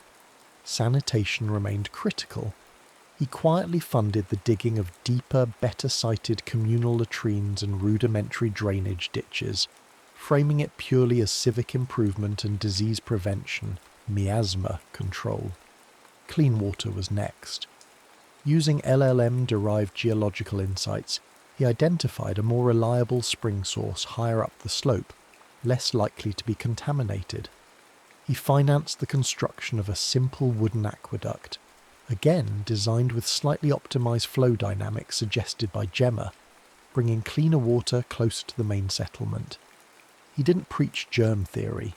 He offered convenience and demonstrably clearer water. Usage followed. Agriculture was another frontier. The miners relied almost entirely on expensive imported supplies. Alex used Llama to research suitable crops for the climate and soil, and Gemma for principles of crop rotation and basic irrigation adapted for the Sierra foothills. He purchased tracts of less desirable mining land downstream, hired workers, offering better wages and conditions than most mining operations, and began experimenting. He introduced contour ploughing to reduce erosion, framed as keeping the good soil, simple check dams for water management, making the creek work smarter, and crop rotation, resting the soil to keep it strong. The initial yields were modest but proved the concept. Local food production was possible, reducing reliance on costly supply lines. His influence inevitably attracted opposition. Jedediah Stark, a brutish saloon owner and moneylender who thrived on the miners' desperation and controlled several key mining claims through intimidation, saw Alex as a threat. Alex's promotion of temperance, subtly suggesting watered-down whiskey in his own dealings, based on LLM health data about alcohol's impact on productivity, and his fair assaying practices cut into Stark's predatory ecosystem. Furthermore, Alex's growing network of allies, Silas the blacksmith, miners grateful for fair prices or effective tools, newcomers attracted by the marginally more civilized atmosphere Alex fostered, represented a shift in the camp's power dynamics. Stark began with rumours. Alex was too clever, unnatural, perhaps in league with shadowy forces, a projection of Stark's own methods. Accidents started happening near Alex's operations. A suspicious fire damaged a section of the aqueduct. Tools went missing from his agricultural project. Alex knew direct confrontation was foolish. He turned to the private LLM app, consulting Llama on historical power struggles and Quen on risk analysis and counter-strategies within the context of 1850s frontier justice, or lack thereof. The consensus: build alliances, solidify economic indispensability, avoid direct provocation, but be prepared for escalation. Alex strengthened his position. He formalized agreements using Quen to help, draft simple contracts that offered mutual benefit and security to his partners and employees. He established a rudimentary lending system through his store, offering fairer rates than Stark, further eroding the saloon owner's grip. He funded a basic schoolhouse, hiring a teacher and subtly guiding the curriculum via LLM pedagogical suggestions towards practical skills, literacy, arithmetic, basic geology, agriculture, creating a generation with slightly better prospects than mere shovel work. The tension culminated one night when Stark and several heavily armed thugs cornered Alex outside his store. It wasn't a robbery, it was an intimidation play, likely prelude to an accident. "Thompson," Stark growled, his breath thick with whiskey. "Getting too big for your britches. This camp don't need fancy ideas. It needs men who dig." Alex, outwardly calm but inwardly accessing Llama's negotiation tactics and threat assessment protocols, didn't back down, but neither did he escalate. "Stark," he replied evenly. "My business helps miners keep more of what they dig. Clean water keeps them digging longer. Learning helps their children do more than just dig. There's room enough for all of us, if we build smartly." Before Stark could retort, Silas Croft and the blacksmith emerged from the shadows, armed with shotguns, followed by a half-dozen grim-faced miners who owed Alex their loyalty or livelihood. Stark, facing a united front, hesitated. His power relied on isolating his victims. This was different. He spat on the ground. "This ain't over, Thompson." He and his men backed away into the night. It was a temporary victory, hard won through calculated social engineering and the quiet power of foresight. Alex knew Stark wouldn't give up, but the balance had shifted. He wasn't just a merchant anymore, he was a nascent civic leader. He redoubled his efforts, subtly introducing more whispers of the future. He guided the blacksmith towards experimenting with bellows designs based on LLM aerodynamic principles, improving forge efficiency. He discussed basic principles of steam power derived from Gemma's physics modules, with a curious mechanic who tinkered with water pumps, framing it as harnessing the creek's power more effectively. He introduced the concept of standardized interchangeable parts for sluice boxes and tools, using Quen to generate simple specification sheets. Each innovation was small, incremental, grounded in the possible, yet cumulatively transformative. Forest Hill was still a rough gold camp, but under Alex's quiet guidance, filtered through the silicon brain in his pocket, it was becoming something more, an incubator for a subtly altered future. The architect was laying foundations only he could fully comprehend. Years bled into decades. Alex Thompson, the stranger who walked out of the woods, became a fixture, then a pillar, then a legend in Forest Hill, and his influence spread outwards across the burgeoning state of California. The gold rush fever eventually cooled, but the foundations Alex had laid, sustainable agriculture, rational infrastructure, fairer commerce, an emphasis on practical education, allowed the community to transition and thrive where many other boomtowns withered into ghost towns. He never held formal office, preferring to operate through influence, investment, and the quiet dissemination of carefully selected knowledge. His secret remained intact, though the burden of it settled deep into his bones. The iPhone 16 Pro meticulously maintained, its battery health carefully managed through judicious charging cycles via increasingly sophisticated, though still fundamentally 19th century solar gathering setups he devised with trusted artisans, was now an aging artifact. The private LLM app still functioned flawlessly. The local models, Llama, Gemma, Quen, his silent, constant advisors. But the device itself was finite, its casing was worn, the screen perhaps less responsive. The solar panels grew less efficient. He knew his unique advantage had lifespan. The loneliness of his position was profound. He formed friendships, mentored promising individuals, even experienced fleeting romances. But the core truth of his origin remained an unshareable chasm.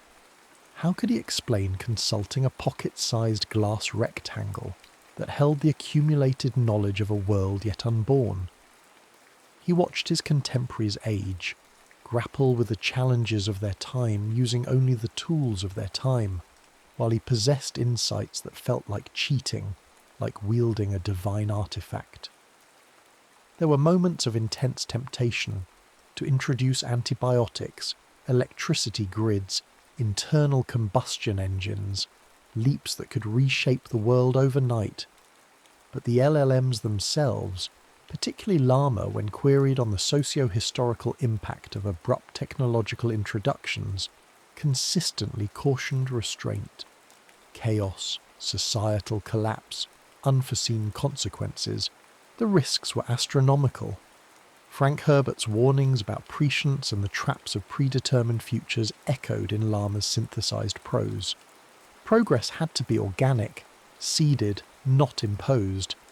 He focused on building robust, resilient systems and empowering people.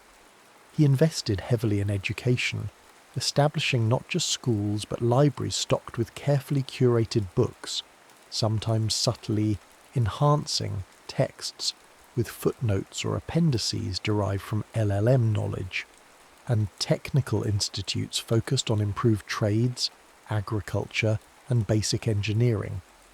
He promoted cooperative ventures, fairer banking practices, using Quen to model stable financial systems, and infrastructure projects, roads, bridges, irrigation networks, always designed with slightly superior engineering principles gleaned from Gemma, ensuring longevity and efficiency.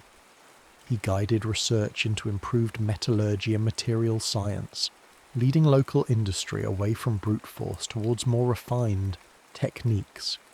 He never published scientific papers. He simply asked the right questions, funded the right experiments, and connected the right people. Jedediah Stark remained a thorn, representing the old ways of exploitation, but his influence waned as Alex's network of educated, prosperous, and loyal citizens grew. Their final conflict wasn't one of violence, but of economics and politics, ending with Stark's financial ruin and retreat into obscurity, a victory for systemic change over brute force. As Alex entered his later years, a respected, almost mythic figure known for his wisdom and foresight, he began the final phase, securing the legacy. He identified individuals not just of intelligence, but of ethical character, mentoring them, instilling the principles of rational inquiry, long-term planning, and social responsibility that he, guided by his secret oracle, championed. He commissioned intricate mechanical calculation engines based on Babbage-esque principles optimized by Quen, capable of handling complex logistics and planning for the growing state. He endowed research foundations with carefully worded charters, nudging inquiry towards areas the LLMs identified as critical paths for sustainable development: materials, science, energy efficiency within the context of steam and water power, public health, information management. He meticulously documented key knowledge, not in plain text, but often encoded within architectural plans, agricultural almanacs, or complex mechanical designs, using methods suggested by Llama for long-term information preservation in a pre-digital age. Perhaps only another intelligence centuries later could fully decipher the embedded layers of advanced understanding. The phone, its battery finally failing beyond the ability of the aging solar panels to reliably revive, was given a ritualistic farewell. Alex, alone in the Sierra foothills near where he'd first arrived, powered it down one last time. The screen went dark, taking with it the direct link to his impossible past. He buried it deep, encased in pitch and lead, a time capsule containing the seed of another timeline. He felt not loss, but completion. The crutch was gone. The structures it had helped build now had to stand on their own. Epilogue. Glimpse. Jump forward. 1950s. California is recognizable, yet different. Cities are cleaner, planned with more foresight regarding resources and environment. Technology has advanced, perhaps reaching early 20th century levels slightly faster, but with curious divergences, a greater emphasis on durable goods, efficient public transit, sustainable agriculture integrated into urban landscapes. Global conflicts seem less frequent, diplomacy more rooted in rational resource management, echoes of systems Alex subtly promoted.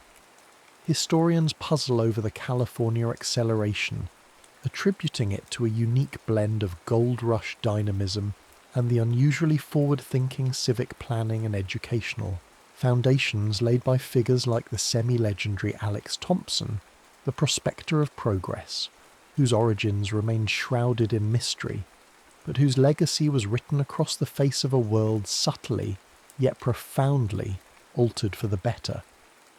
The altered tapestry held. The prompt had been executed.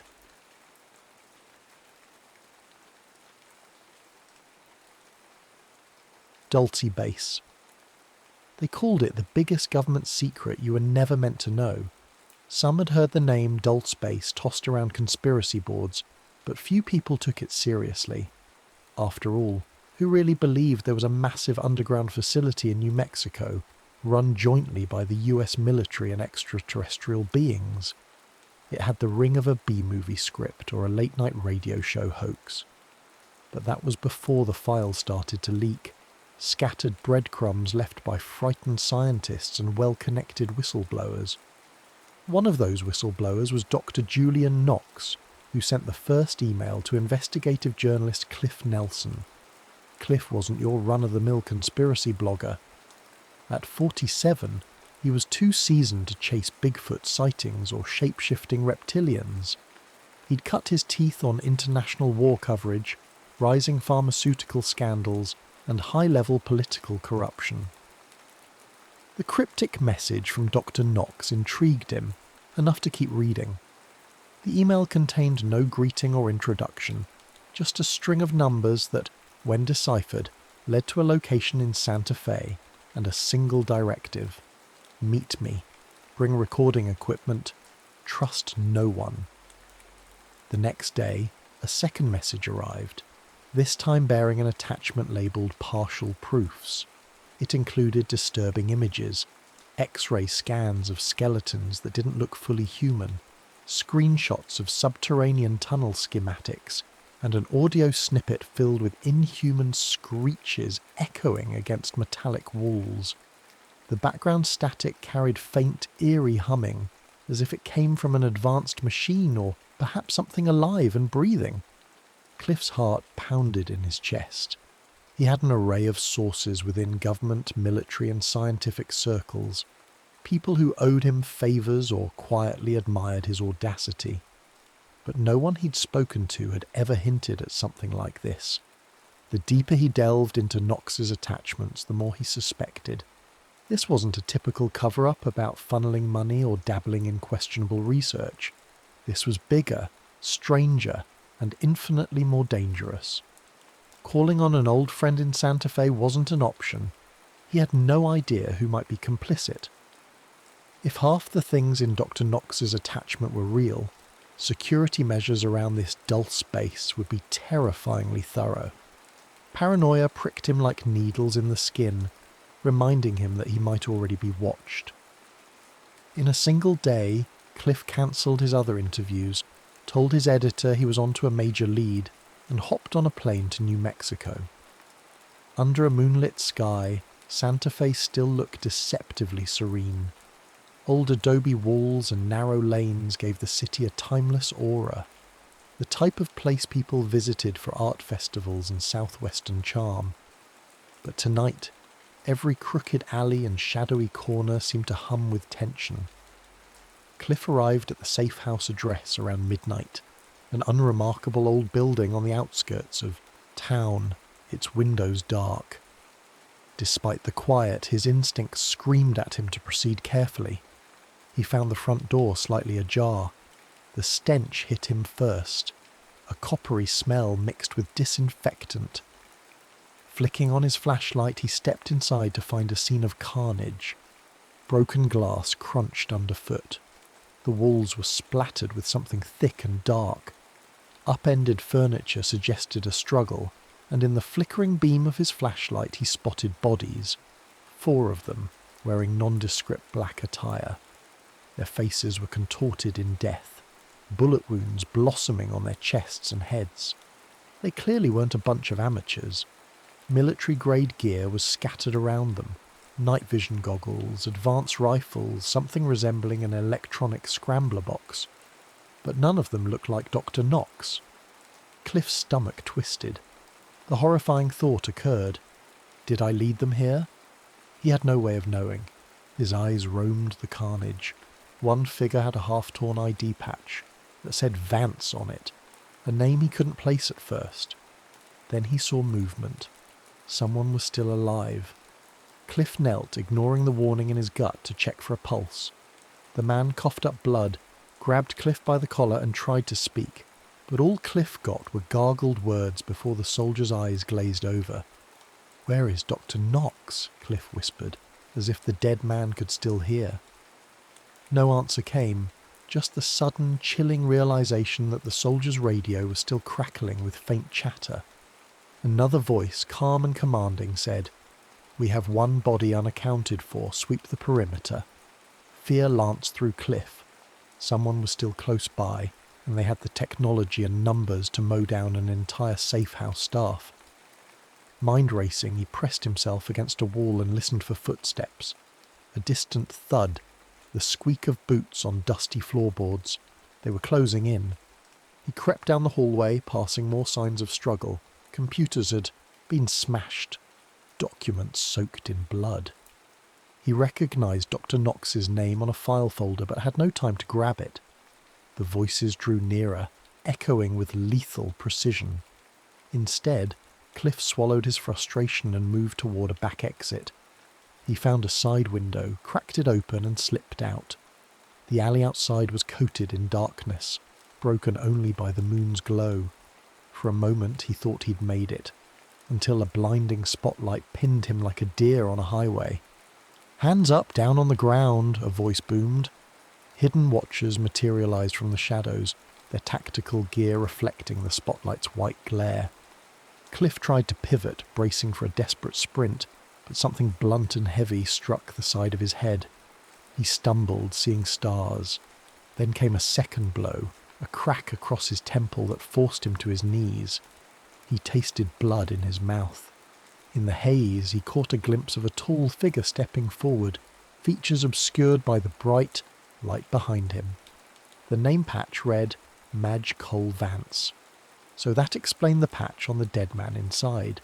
This was the commanding officer, the one orchestrating the operation. "He's priority now. Take him to sub-level 7, Major Cole Vance ordered. His tone clipped, unwavering. Cliff tried to protest, but the words died on his tongue as a needle pricked his neck.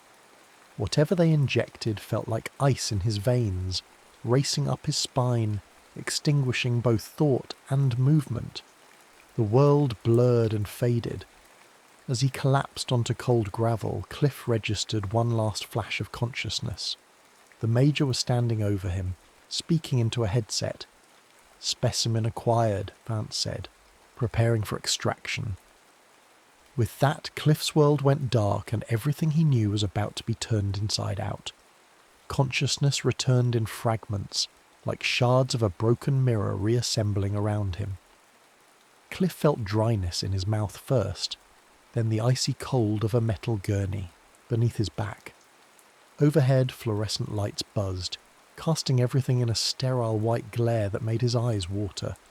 He tried to move, but thick restraints pinned his wrists and ankles, leaving him splayed out and helpless. His mind, still sluggish from the tranquilizer, struggled to put the pieces together. The last thing he remembered clearly was the safe house ambush. A burning question gnawed at him. Where is Dr. Knox? But soon that question gave way to the more urgent reality of his own predicament. A speaker crackled above him, distorting a voice that seemed both human and something else.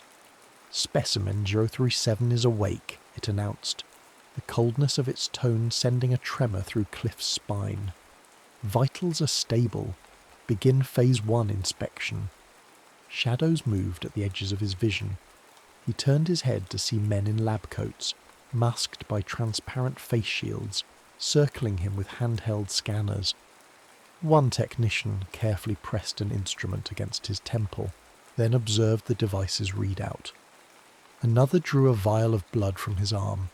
Their eyes gave away nothing, clinical, detached. Yet, he noticed small tremors in one of the younger lab assistants, as if she was battling guilt. "Where am I?" he croaked, voice cracking.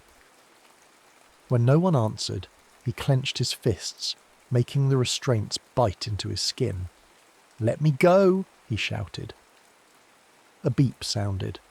The restraints tightened automatically, as if triggered by his elevated heart rate. He inhaled sharply as the straps bit deeper. The overhead speaker kicked in again. "Specimen 037, remain calm. You have been selected for an advanced program under the Dulce Protocol. Resistance is futile and will result in sedation. Dulce Protocol." Cliff had come across that term in Knox's data drive, but only as a small footnote. He hadn't understood its significance then. Now, the words hung in the air like a sentence of doom. He was living in the very heart of the story he'd been chasing, a top-secret installation known only in the murkiest corners of conspiracy circles. For once, he wished the internet rumours had been nonsense. Suddenly the technicians dispersed, and the lights dimmed. Sliding glass doors hummed open, and a tall woman in a dark lab coat entered, flanked by 2 armed guards. Her sharp features looked exhausted, eyes rimmed with the faintest smudge of dark circles. She didn't look at Cliff with cruelty, though, more like wariness. She pressed a button on a small console at the foot of the gurney. The overhead restraints retracted slightly, allowing him a less suffocating position. "Cliff Nelson," she said quietly. "My name is Dr. Andrea Elliott. I'm here to evaluate your compatibility."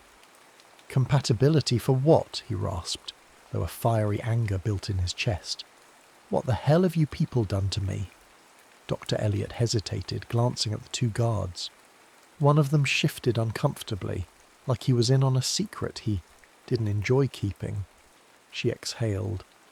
"We've made alterations to your system. It's part of an effort known as the Dulce Protocol, an experimental project combining human and non-human genetic material to create a new class of operative." The words knocked the breath out of him. He'd thought he was prepared for anything. He'd uncovered illegal labs, drug cartels, war crimes. But human-alien hybridization, it was a leap into a black abyss far deeper than he'd imagined. She eyed the readings on the console. "I know how this sounds, but you're not the first. There have been others before you. Some survived, many did not." "And you?" he growled, forcing himself to stare into her eyes. "What's your role in all this? Are you proud of what you've done?" A flicker of pain creased her brow. "I'm not proud, but my hands are tied. Let's just say I'm not here entirely by choice." She keyed in a code, and the gurney's restraints loosened further. Cliff managed to sit up, though his head pounded with disorientation. He noticed a changed awareness in the room. A strange new sense told him the guards were on edge, their heart rates spiking. He sensed their tension, almost as if he could feel the electricity crackling in their nervous systems. It was impossible, yet he knew it was real. "I feel," he started, searching for the right words, "different. My senses, everything's sharper." Indeed, the pungent scent of antiseptic stung his nostrils.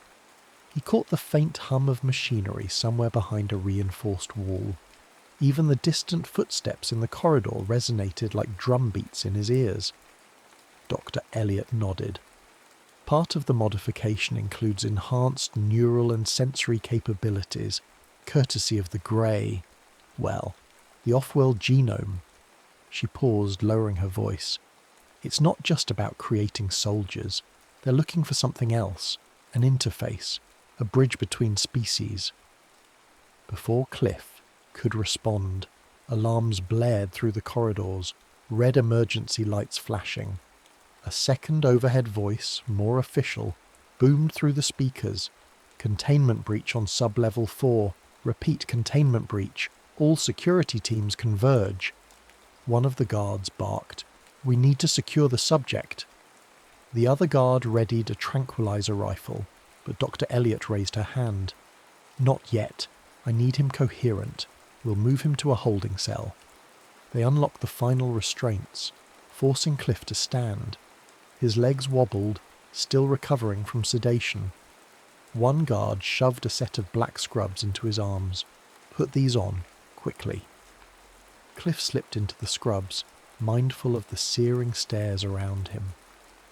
Through the lab's glass walls, he caught glimpses of other patients in a row of observation chambers, people hooked to IVs, some heavily bandaged, and others with visible mutations that made his stomach lurch. Elongated limbs, blackened veins pulsing under, translucent skin, eyes that glowed faintly in the dark. He felt a wave of nausea. This was more than just unethical science. It was a horror show, a twisted carnival of half-finished experiments. Dr. Elliot grabbed him by the arm, guiding him out of the lab and into a stark corridor. Overhead, the lights continued to flicker red. He heard the hiss of pressurized doors slamming shut in the distance. They passed a sealed window, giving him a glimpse of another corridor. Two alien-like figures, slender and grey-skinned, skittered past with unnatural grace. Cliff's heart jolted.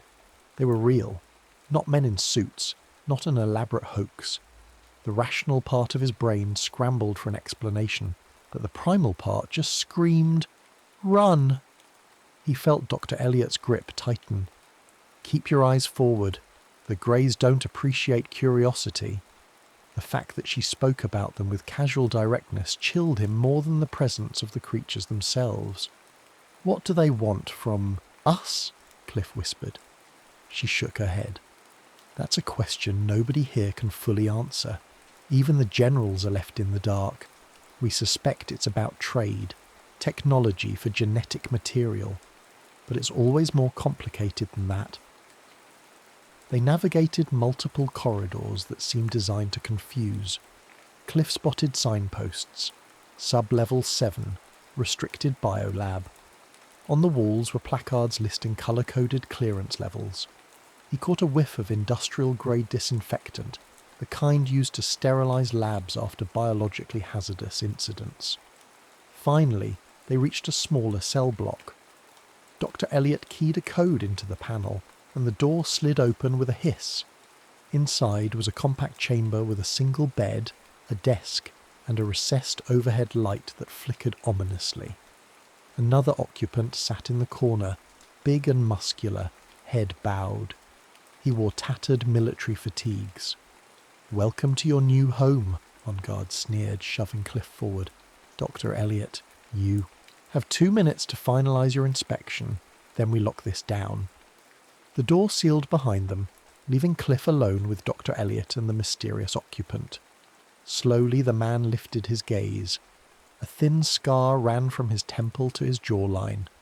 His eyes glowed with a faint luminescence, an unsettling effect that echoed Cliff's own heightened sensations. "Malik Rivera," the man introduced himself. "Delta Force, once upon a time. Now I'm a lab rat." There was bitterness in his voice, but also a raw determination. Cliff guessed that Malik wasn't a man who scared easily. Dr. Elliot kept her voice low. Malik was an earlier test subject, part of the same super soldier program. She pulled a thin device from her coat pocket. "Look, if you both want to survive what's coming, you'll need each other. This place is on the brink of a purge." "Purge?" Cliff echoed, dread settling in his gut. She nodded gravely. "They're shutting down the entire facility and disposing of assets. That includes human test subjects, compromised staff, anything that might be traced back to the truth. We probably have less than 48 hours. The overhead alarm cut out, replaced by an all-clear tone, but the tension was still palpable. Dr. Elliot quickly keyed something into her device, then pressed it into Cliff's hand. Coordinates, passcodes, and a partial map of the base. It's not complete, but it might help. Malik stood, every muscle coiled. Then let's get out while we still can. The corridor outside resounded with distant echoes, guards barking orders, mechanical shutters clanging shut. Dr. Elliot handed Cliff a small inhaler-like device. For your enhancements, if you feel them spiralling out of control, use it. It's meant to stabilize neural overactivity caused by the alien DNA. She paused, her expression loaded with guilt and urgency. I'll do what I can to help, but you'll have to trust me. I don't know if I can, Cliff admitted, but he pocketed the device anyway. Desperation trumped suspicion. She gave a resigned nod. I'll be back soon, if I can. Then she hurried to the door, tapping in another code to slip out, leaving Cliff and Malik behind. Malik exhaled slowly, turning his gaze to Cliff. I've tried to bust out of here before. Didn't go well, but you and I might have a shot if we combine forces. Cliff took a steadying breath, heart still pounding in his chest. Then let's not wait around to become casualties in their purge. He glanced at the door, then at the coordinates Dr. Elliot had provided. His body still hummed with unnatural energy, a cocktail of alien DNA surging through his veins. The only question was whether it would be their curse, or the key to escaping Dulce Base alive. The first step of any plan was recon. Cliff and Malik huddled in their cramped cell, reviewing the partial map Dr. Elliot had given them. It was a rough layout, a honeycomb of labs, storage rooms, living quarters, and corridors linking up to elevator shafts. The critical path led to sub-level 1, where an emergency surface elevator supposedly allowed quick exits during catastrophic breaches. But between them and freedom lay a legion of armed guards, surveillance drones, and who knew what else the Dulce Base staff had cooked up.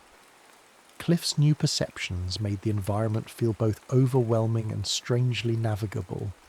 He could pick out footsteps from down the hall, sense the slight shift in electrical current when a door unlocked. Malik was no slouch either. Years of Delta Force training, plus his own set of enhancements, whatever twisted science had done to him, made him an imposing ally. We have to move soon, Malik said, cross-referencing the map. They'll continue collecting test subjects, but once they're ready to wipe everything, they'll lock down the entire base. We can't wait, Cliff nodded. Agreed. We should create a diversion.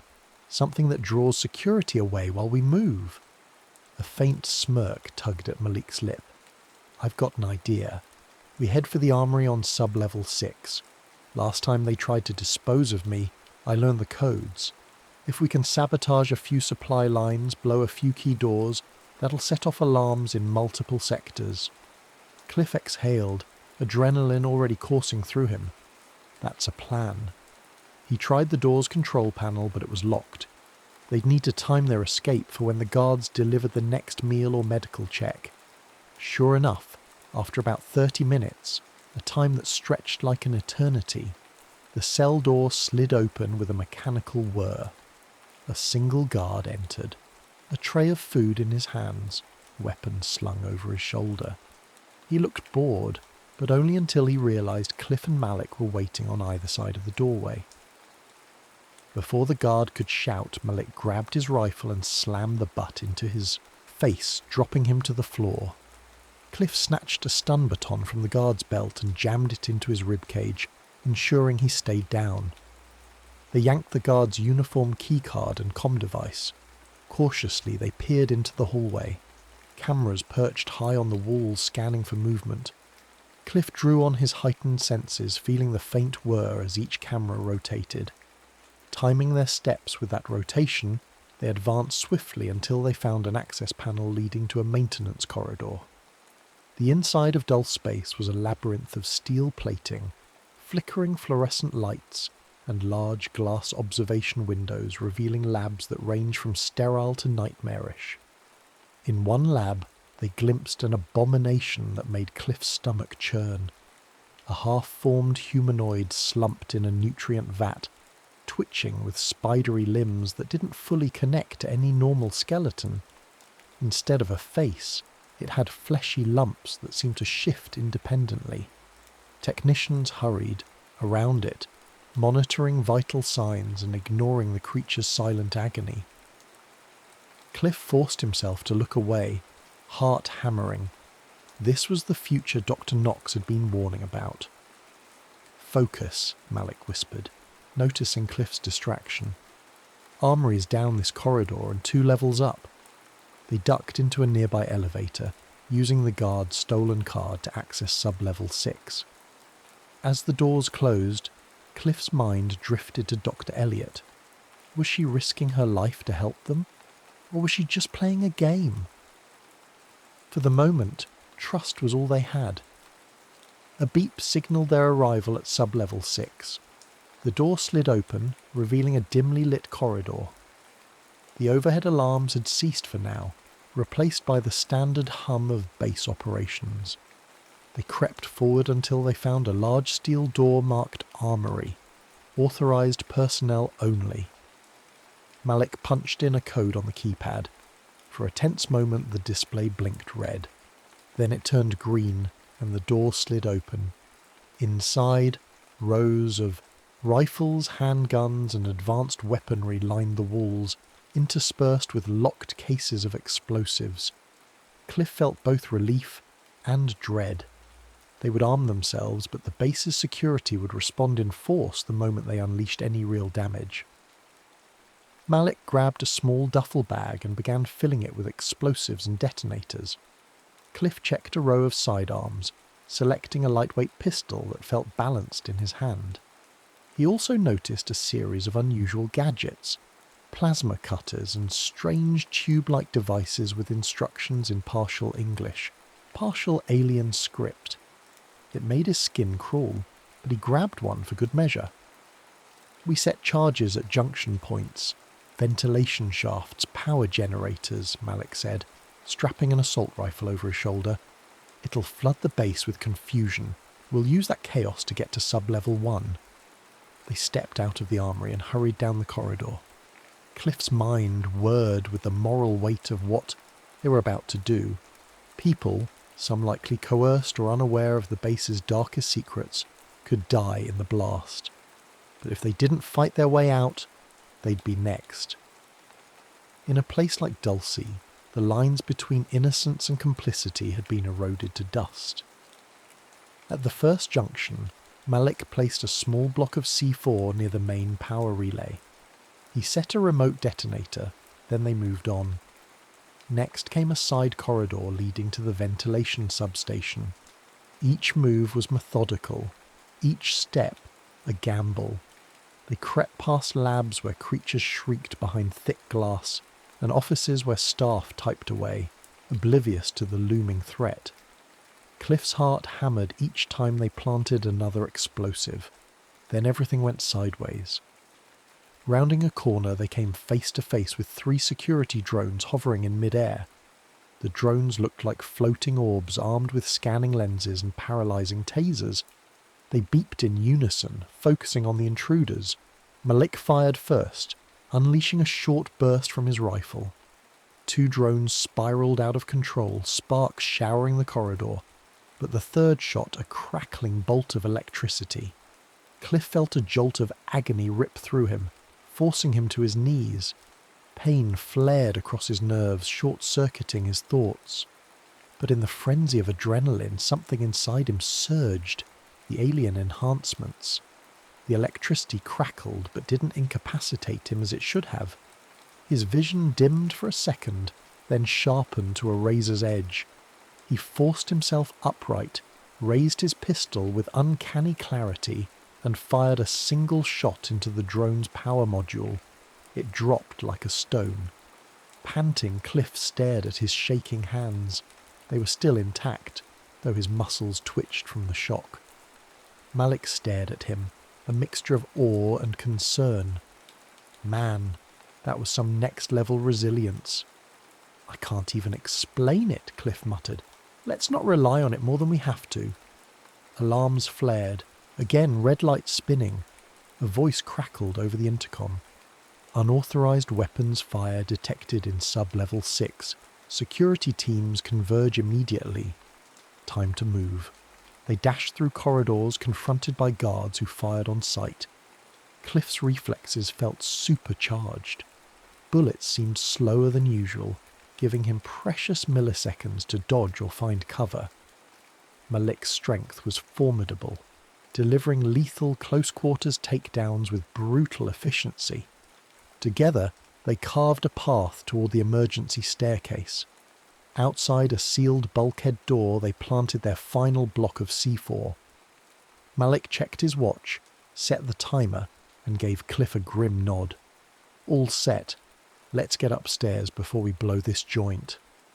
As they raced upward, the base descended into chaos.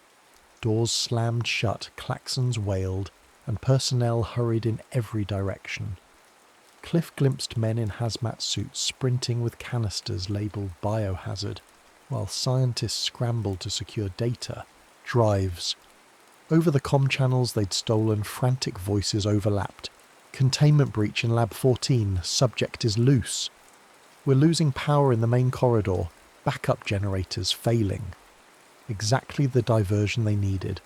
They pressed on, eventually reaching a storage area connected to a side route that led to sub-level 1. But as they turned into the corridor, a terrifying figure blocked their path. A heavily mutated guard. His face was partially hidden behind an organic mask fused with his own flesh, eyes luminescent and swirling with chaotic patterns.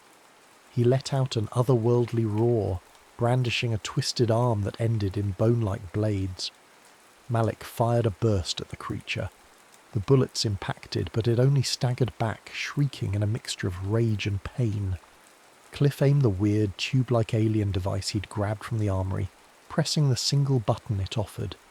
A beam of intense blue light shot out, slicing across the creature's torso. It howled, dropping to its knees as blackish fluid oozed from the wound.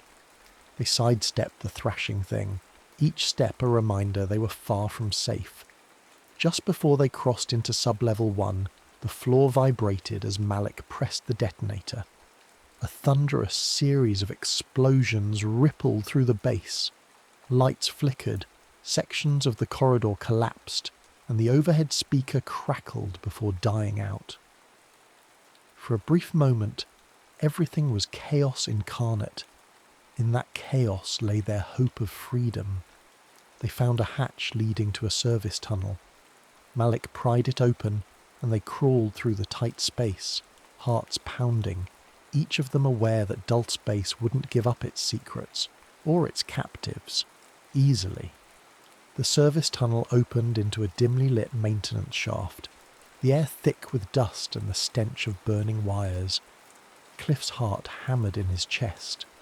While the bombs had created a distraction, they also made the facility unstable. Sparks fizzled from broken conduits, and overhead pipes hissed with escaping steam. If they took a wrong turn, they risked being crushed by collapsing ceilings, or roasted in a sudden burst of superheated air. Malik led the way, pausing to consult the stolen map. We should be close to the transport tunnel that runs parallel to the main hall. His voice was hushed but tinged with urgency. From somewhere above, a mechanical grinding noise resonated, followed by a distant roar, like metal being torn asunder. Cliff grimaced, imagining the monstrous experiments that might be on the loose now that sections of the base were compromised. Crouching low, they moved deeper into the tunnel until they found a grated door. On the other side was a narrow catwalk overlooking a subterranean transport track. Flatbed carts and cargo shuttles were parked on rails that stretched into darkness. Beyond them, a massive freight elevator led up toward the hidden hangar, rumoured to exist beneath Archuleta Mesa. That's our ticket, Malik said, pointing to a small cargo shuttle that looked operational. We'll ride it toward the hangar, then take the elevator the rest of the way, Cliff nodded. Assuming we can power it up. He spotted a control panel near the tracks. Let's hope those charges didn't fry everything. They pried open the grated door. Cliff jumped down onto the rails, wincing at the jolt of pain in his still recovering muscles. The area was eerily silent, save for a low hum of emergency generators. A quick glance around showed no immediate guards. Most were probably battling the meltdown in other sections. Malik rushed to the shuttle's cockpit, flicking switches. After a tense moment, lights on the console winked to life, accompanied by a subdued electric whir. Cliff exhaled in relief. We're good to go. He was about to climb aboard when the overhead alarms came back to life with a vengeance. A harsh siren echoed through the tunnel. Security override. Initiated. All personnel, secure priority assets and prepare for purge protocols. They're speeding up the timeline, Malik hissed, eyes narrowing. We gotta move. Cliff scanned the area. Across the tunnel, a massive blast door began descending, an obvious attempt to seal them in. Floor it, he shouted, leaping onto the shuttle. Malik slammed the throttle and the cargo shuttle lurched forward with surprising speed. The wheels squealed on the rails as they hurtled toward the narrowing gap beneath the blast door. For an instant, Cliff was sure they'd be sliced in half, but the shuttle skidded through just as the door slammed shut behind them. A deafening clang reverberated, followed by a rush of stale air that nearly knocked Cliff off balance. They were now in a narrower corridor leading to the freight elevator. The overhead lighting flickered, revealing graffiti scrawled along the walls in a language Cliff couldn't decipher. Perhaps it was alien script. The tension in his chest didn't let up for a second. They were so close to the rumoured exit, but so much could still go wrong. The shuttle slowed to a halt beside the freight elevator. It was colossal, capable of lifting entire trucks. Cliff jumped out first, scanning for any signs of life. The place looked deserted. No guards, no staff. Just flickering lights and the drone of distant machinery. Let's get this thing powered, Malik said, pointing to the control panel on the wall. He approached it warily, half expecting a booby trap or a guard to pop out. As he flipped switches, the elevator groaned to life. A cage-like barrier retracted, revealing a broad platform. Cliff and Malik hurried onto it, and Malik keyed in the command to ascend. The elevator rattled, then began its slow climb upward. Halfway up, the elevator shuddered to a stop so abruptly that Cliff lurched, nearly losing his footing. Red lights flashed on the control panel. Damn it, Malik cursed. They've cut power to the upper levels. Cliff clenched his fists, frustration boiling over. We're stuck between floors in the middle of a meltdown. Before Malik could answer, a hail of gunfire pinged against the metal walls. They ducked, pressing themselves flat against the floor. From the open sides of the elevator shaft, Black Ops soldiers had begun rappelling down ropes, weapons trained on them. One voice boomed, "Stand down, or we'll light you up!" Malik's jaw tightened. He fired a burst at the rope lines, severing two of them. Soldiers tumbled, screaming into the depths below. Another soldier returned fire, ricocheting bullets off the elevator's frame. Cliff's alien-enhanced reflexes flared. He snatched up the bizarre alien tube weapon again, but it sputtered, maybe drained from earlier use. With no time to figure it out, he resorted to his pistol, placing careful shots to keep the soldiers at bay. The elevator shaft turned into a war zone, muzzle flashes, illuminating the gloom. Amidst the chaos, a familiar voice echoed from above. "Hold your fire! We need the specimen alive!" Cliff recognised Major Colvance's commanding tone. Goosebumps prickled his arms. Malik snarled, pointing his weapon upward, but Vance tossed a flashbang into the open shaft. It detonated, unleashing a blinding light and piercing ring. Cliff's enhanced senses went haywire, and pain tore through his head. He dropped his gun, clutching his skull as white noise roared in his ears. When his vision cleared, soldiers in tactical gear had descended onto the elevator platform, rifles pressed against Cliff and Malik. They were trapped, cornered on all sides. Major Vance lowered himself from the rope, landing with predatory grace. His face was stone cold, no hint of triumph or regret, just duty. "Malik Rivera," he said flatly, shifting his attention to the hulking figure. "I expected better from you. I see the enhancements have kept you resilient." Then his gaze settled on Cliff. "And Mr. Nelson, our star journalist, you've caused quite the commotion." Cliff's mind reeled, searching for any advantage. None was apparent. He could feel the tension radiating from Malik, who looked ready to charge even though the odds were impossible. Suddenly a savage roar echoed through the shaft, something inhuman.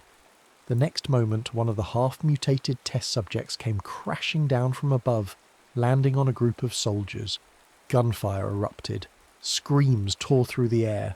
The monstrous creature, a writhing mass of flesh and bony protrusions, slashed with clawed appendages, eviscerating two men instantly. Seizing the opening, Malik grabbed Cliff's arm. "Go!" He charged forward, tackling two stunned soldiers. Cliff dove for the edge of the elevator, found a ladder built into the shaft's side, and scrambled to cling onto it. Bullets whizzed overhead, some striking the creature as it flailed. The entire platform rocked from the struggle, sparks flying from cut cables. Malik followed Cliff up the ladder, launching himself onto the rungs just as the feral experiment tore into another soldier. Major Vance cursed, stepping back while trying to steady his aim. Cliff spared one glance down. Vance's expression burned with anger as he levelled his rifle at the creature. Then the elevator platform jerked violently, sending men and monster alike plummeting into the darkness. "Malik, climb!" Cliff shouted. They ascended the ladder, adrenaline surging. At last they reached an access panel that led into another corridor. Malik kicked it open, and they hauled themselves inside, collapsing onto the cold floor, panting, battered, but alive. They found themselves in a wide hallway lined with support beams and sealed doors. Overhead, flickering fluorescent lights revealed a sign, Sub-Level 1, Exit Access. Relief flooded Cliff. They were near the surface elevator now. Cautiously they limped forward, rounding a corner, until they reached the final set of blast doors. But as they approached, the doors hissed open, revealing Major Vance and a team of Black Ops soldiers. Blood-stained Vance's uniform, and his left arm hung at an odd angle. Yet his eyes were cold as ever. "Stand down," he demanded, voice echoing in the corridor. Rifles trained on Cliff and Malik, fingers on triggers. Malik levelled his own rifle, though he was outnumbered. Cliff's heart pounded. This was a standoff with no easy escape. The last barrier between them and freedom blocked by relentless, well-trained operatives. Then something in Malik snapped. His eyes glowed with a frenzied light. Before Cliff could stop him, he let out a guttural battle cry and charged. Gunfire exploded through the corridor, strobing everything in flashes.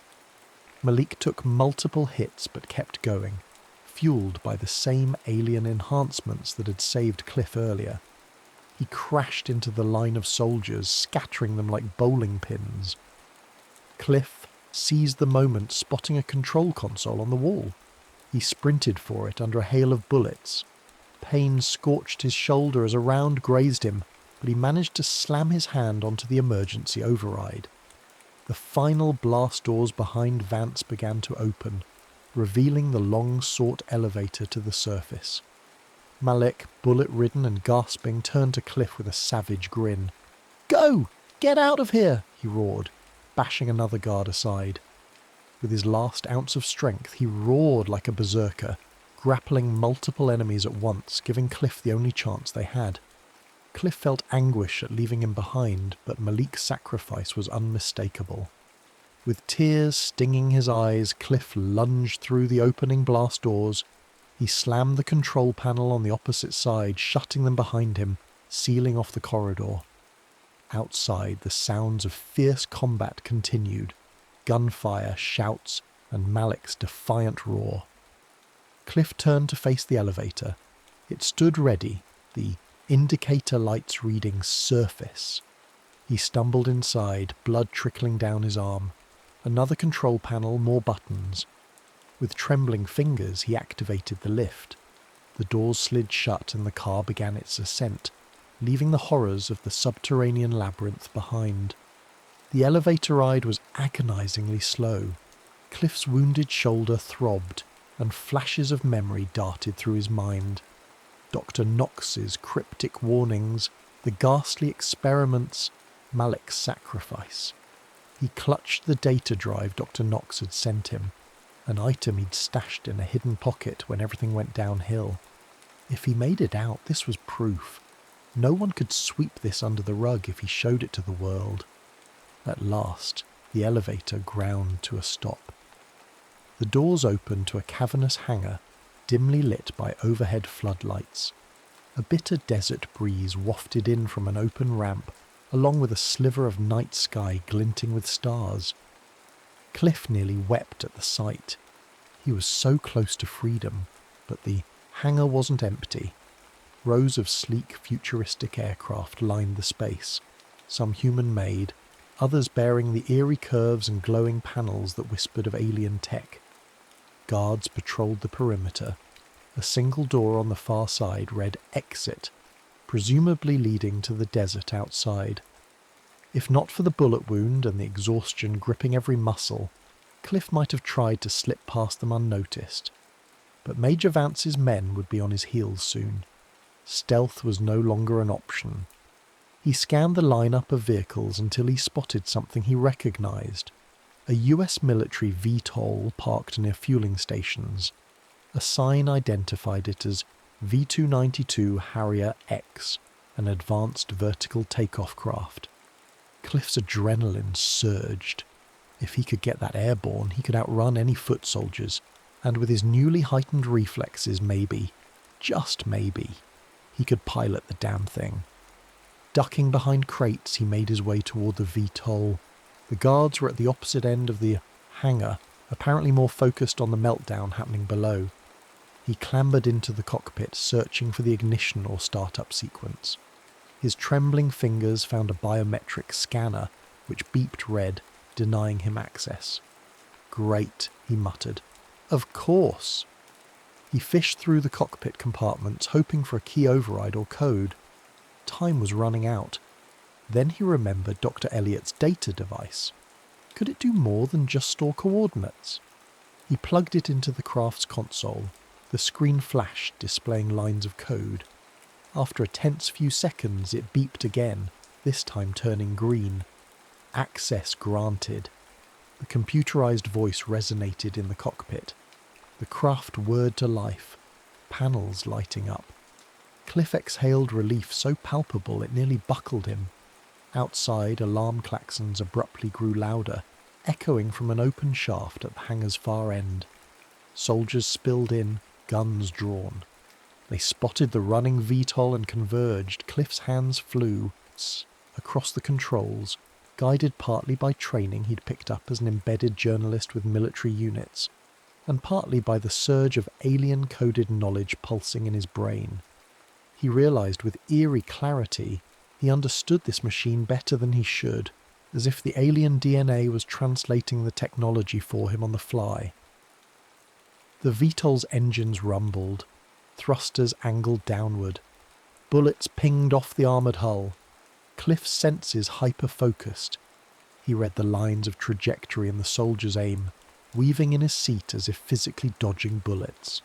The thrusters roared, and the craft lifted off in a plume of exhaust. The hangar's overhead doors were wide open, revealing a star-dappled sky. Cliff nosed the VTOL upward, slipping through the gap just as tracer fire chased him into the night. A wave of chaotic freedom swept over him. The desert stretched out below in an endless black plain, only occasional pinpricks of light marking roads or small towns. He risked a glance at the cockpit's radar. Blips closed in from behind, most likely drone fighters or pursuit craft. The base was pulling out all stops to keep him from escaping. Cliff gritted his teeth, throttle wide open. The VTOL soared into a steep climb. The first wave of drone fighters erupted from the hangar, sleek shapes backlit by the moon. They accelerated with inhuman agility, weaving into formation behind Cliff. Their weapons glowed ominously, locking onto his craft. Panic flared, but again, his enhancements kicked in. He spotted an array of advanced countermeasures in the Harrier X's system. Chaff bursts, directed energy pulses, maneuvers that normal human reflexes couldn't possibly execute in time. He twisted the craft in a near-impossible roll, dodging 2 missiles that whooshed past. Then he triggered a chaff cloud that caused a third missile to detonate prematurely. The fiery explosion lit the desert sky. Cliff prayed no innocent towns were below to witness this aerial nightmare. The dogfight grew more intense. One drone soared overhead, peppering him with pulse blasts. Another looped under, attempting to flank. Cliff clenched the stick, adrenaline coursing. The craft soared into a harrowing barrel roll, flipping above the second drone. He hammered the trigger, releasing a barrage of armor-piercing rounds. The drone disintegrated in a spray of sparks. His luck couldn't hold forever, though. The pursuit craft had an advantage in numbers and advanced weaponry. A well-timed pulse blast smashed into the VTOL's rear thrusters, sending him spinning. Cockpit alarms wailed. Cliff fought the controls, forcing the Harrier X into a stabilizing loop. He dove low, hugging the desert floor, hoping to use the terrain for cover. Miraculously, the drones faltered, maybe losing him in the darkness. It gave him a narrow window to push the thrusters to maximum, heading west, away from the base. It took everything he had to keep the battered VTOL stable. The instrument panel flickered, warning lights ablaze. He half expected the entire craft to burst into flames. Eventually the radar showed the drones falling back, possibly recalled or out of range. Cliff's shoulders sagged. He angled north, remembering Dr. Elliott's final words. They've already started deploying the first wave. It's bigger than you know. Her voice echoed in his mind, stirring dread. If Dulce Base was just one node in a global network, a single victory here wouldn't stop the monstrous plan. The Harrier X sputtered, forcing him to make an emergency landing in a rocky clearing miles from the nearest road. He brought the craft down rough, bouncing against the desert ground. When it finally skidded to a halt, Cliff sat there, catching his breath. Exhaustion weighed heavily on him. A single beep from the console indicated the fuel was nearly depleted, the thrusters heavily damaged. Struggling out of the cockpit, Cliff stared at the star-filled sky. For a fleeting moment, the quiet was so absolute, as if the entire world was holding its breath. Then he reached for his phone, a device he'd stowed away in a pocket. No signal. He needed to get word out, but the desert night wasn't going to make that easy. Pain flared in his shoulder, and he realized the bullet graze was worse than he'd thought. He tore a strip of cloth from his shirt and fashioned a makeshift bandage. His thoughts turned to Dr. Andrea Elliott, to Malik Rivera's last stand, to Dr. Knox, who had vanished before any of this truly began. Am I the only one left who can tell the story? He wondered bitterly. It took him until dawn to hike to a tiny highway rest stop. Along the way, he quietly marvelled at his own stamina. The alien enhancement still hummed within him, though overshadowed by pain and fatigue. By the time the first rays of sun crept over the horizon, he found a payphone outside a dusty gas station. He called the only number he could think of, a contact in an underground journalist network that specialised in covert leaks. Voice shaky, he gave them the barest details. Get me a secure line. I've got a story bigger than anything we ever imagined. Days later, Cliff was holed up in a safe house in the southwestern desert. He transmitted Dr. Knox's data to international news outlets. He included photos, x-rays, laboratory logs, everything needed to piece together the truth about Dulce Base. Then he waited, uncertain if anyone would believe it. A few smaller outlets picked it up, followed by an explosion of coverage on conspiracy forums. But mainstream media was suspiciously silent. It was as if some invisible hand was blocking the story from major platforms, just as it had always done. At midnight, a messenger arrived with a sealed envelope. Cliff opened it, finding only a slip of paper bearing coordinates that pointed to a remote region in the Rockies. Written underneath, in neat official handwriting, was, "Dulce is just the beginning. We need to talk. General Hamilton." Cliff's heart drummed in his chest. Was this a trap? Or a genuine high-ranking officer willing to blow the lid on more than just Dulce? He clenched his fists, recalling Dr. Elliot's dying words. "They've already started deploying the first wave. It's bigger than you know." The faint neon glow of a motel sign flickered through the window, painting the room in shifting shades of red. He had a choice: walk away now and try to disappear, or follow this lead deeper into the hidden war. There was really no choice at all. Cliff had seen too much, been changed in ways he couldn't reverse. The journalist in him demanded answers, demanded justice. The next morning he packed up his battered equipment, the data drive and whatever little remained of his old life, setting out toward those mysterious new coordinates. In the back of his mind, a single certainty loomed. Dulce Base was just one front in a war about to spread across the globe, a post-human war for control, survival, and the future of species on Earth. And so the Dulce Protocol ended here, for now. But the real battle was only just beginning.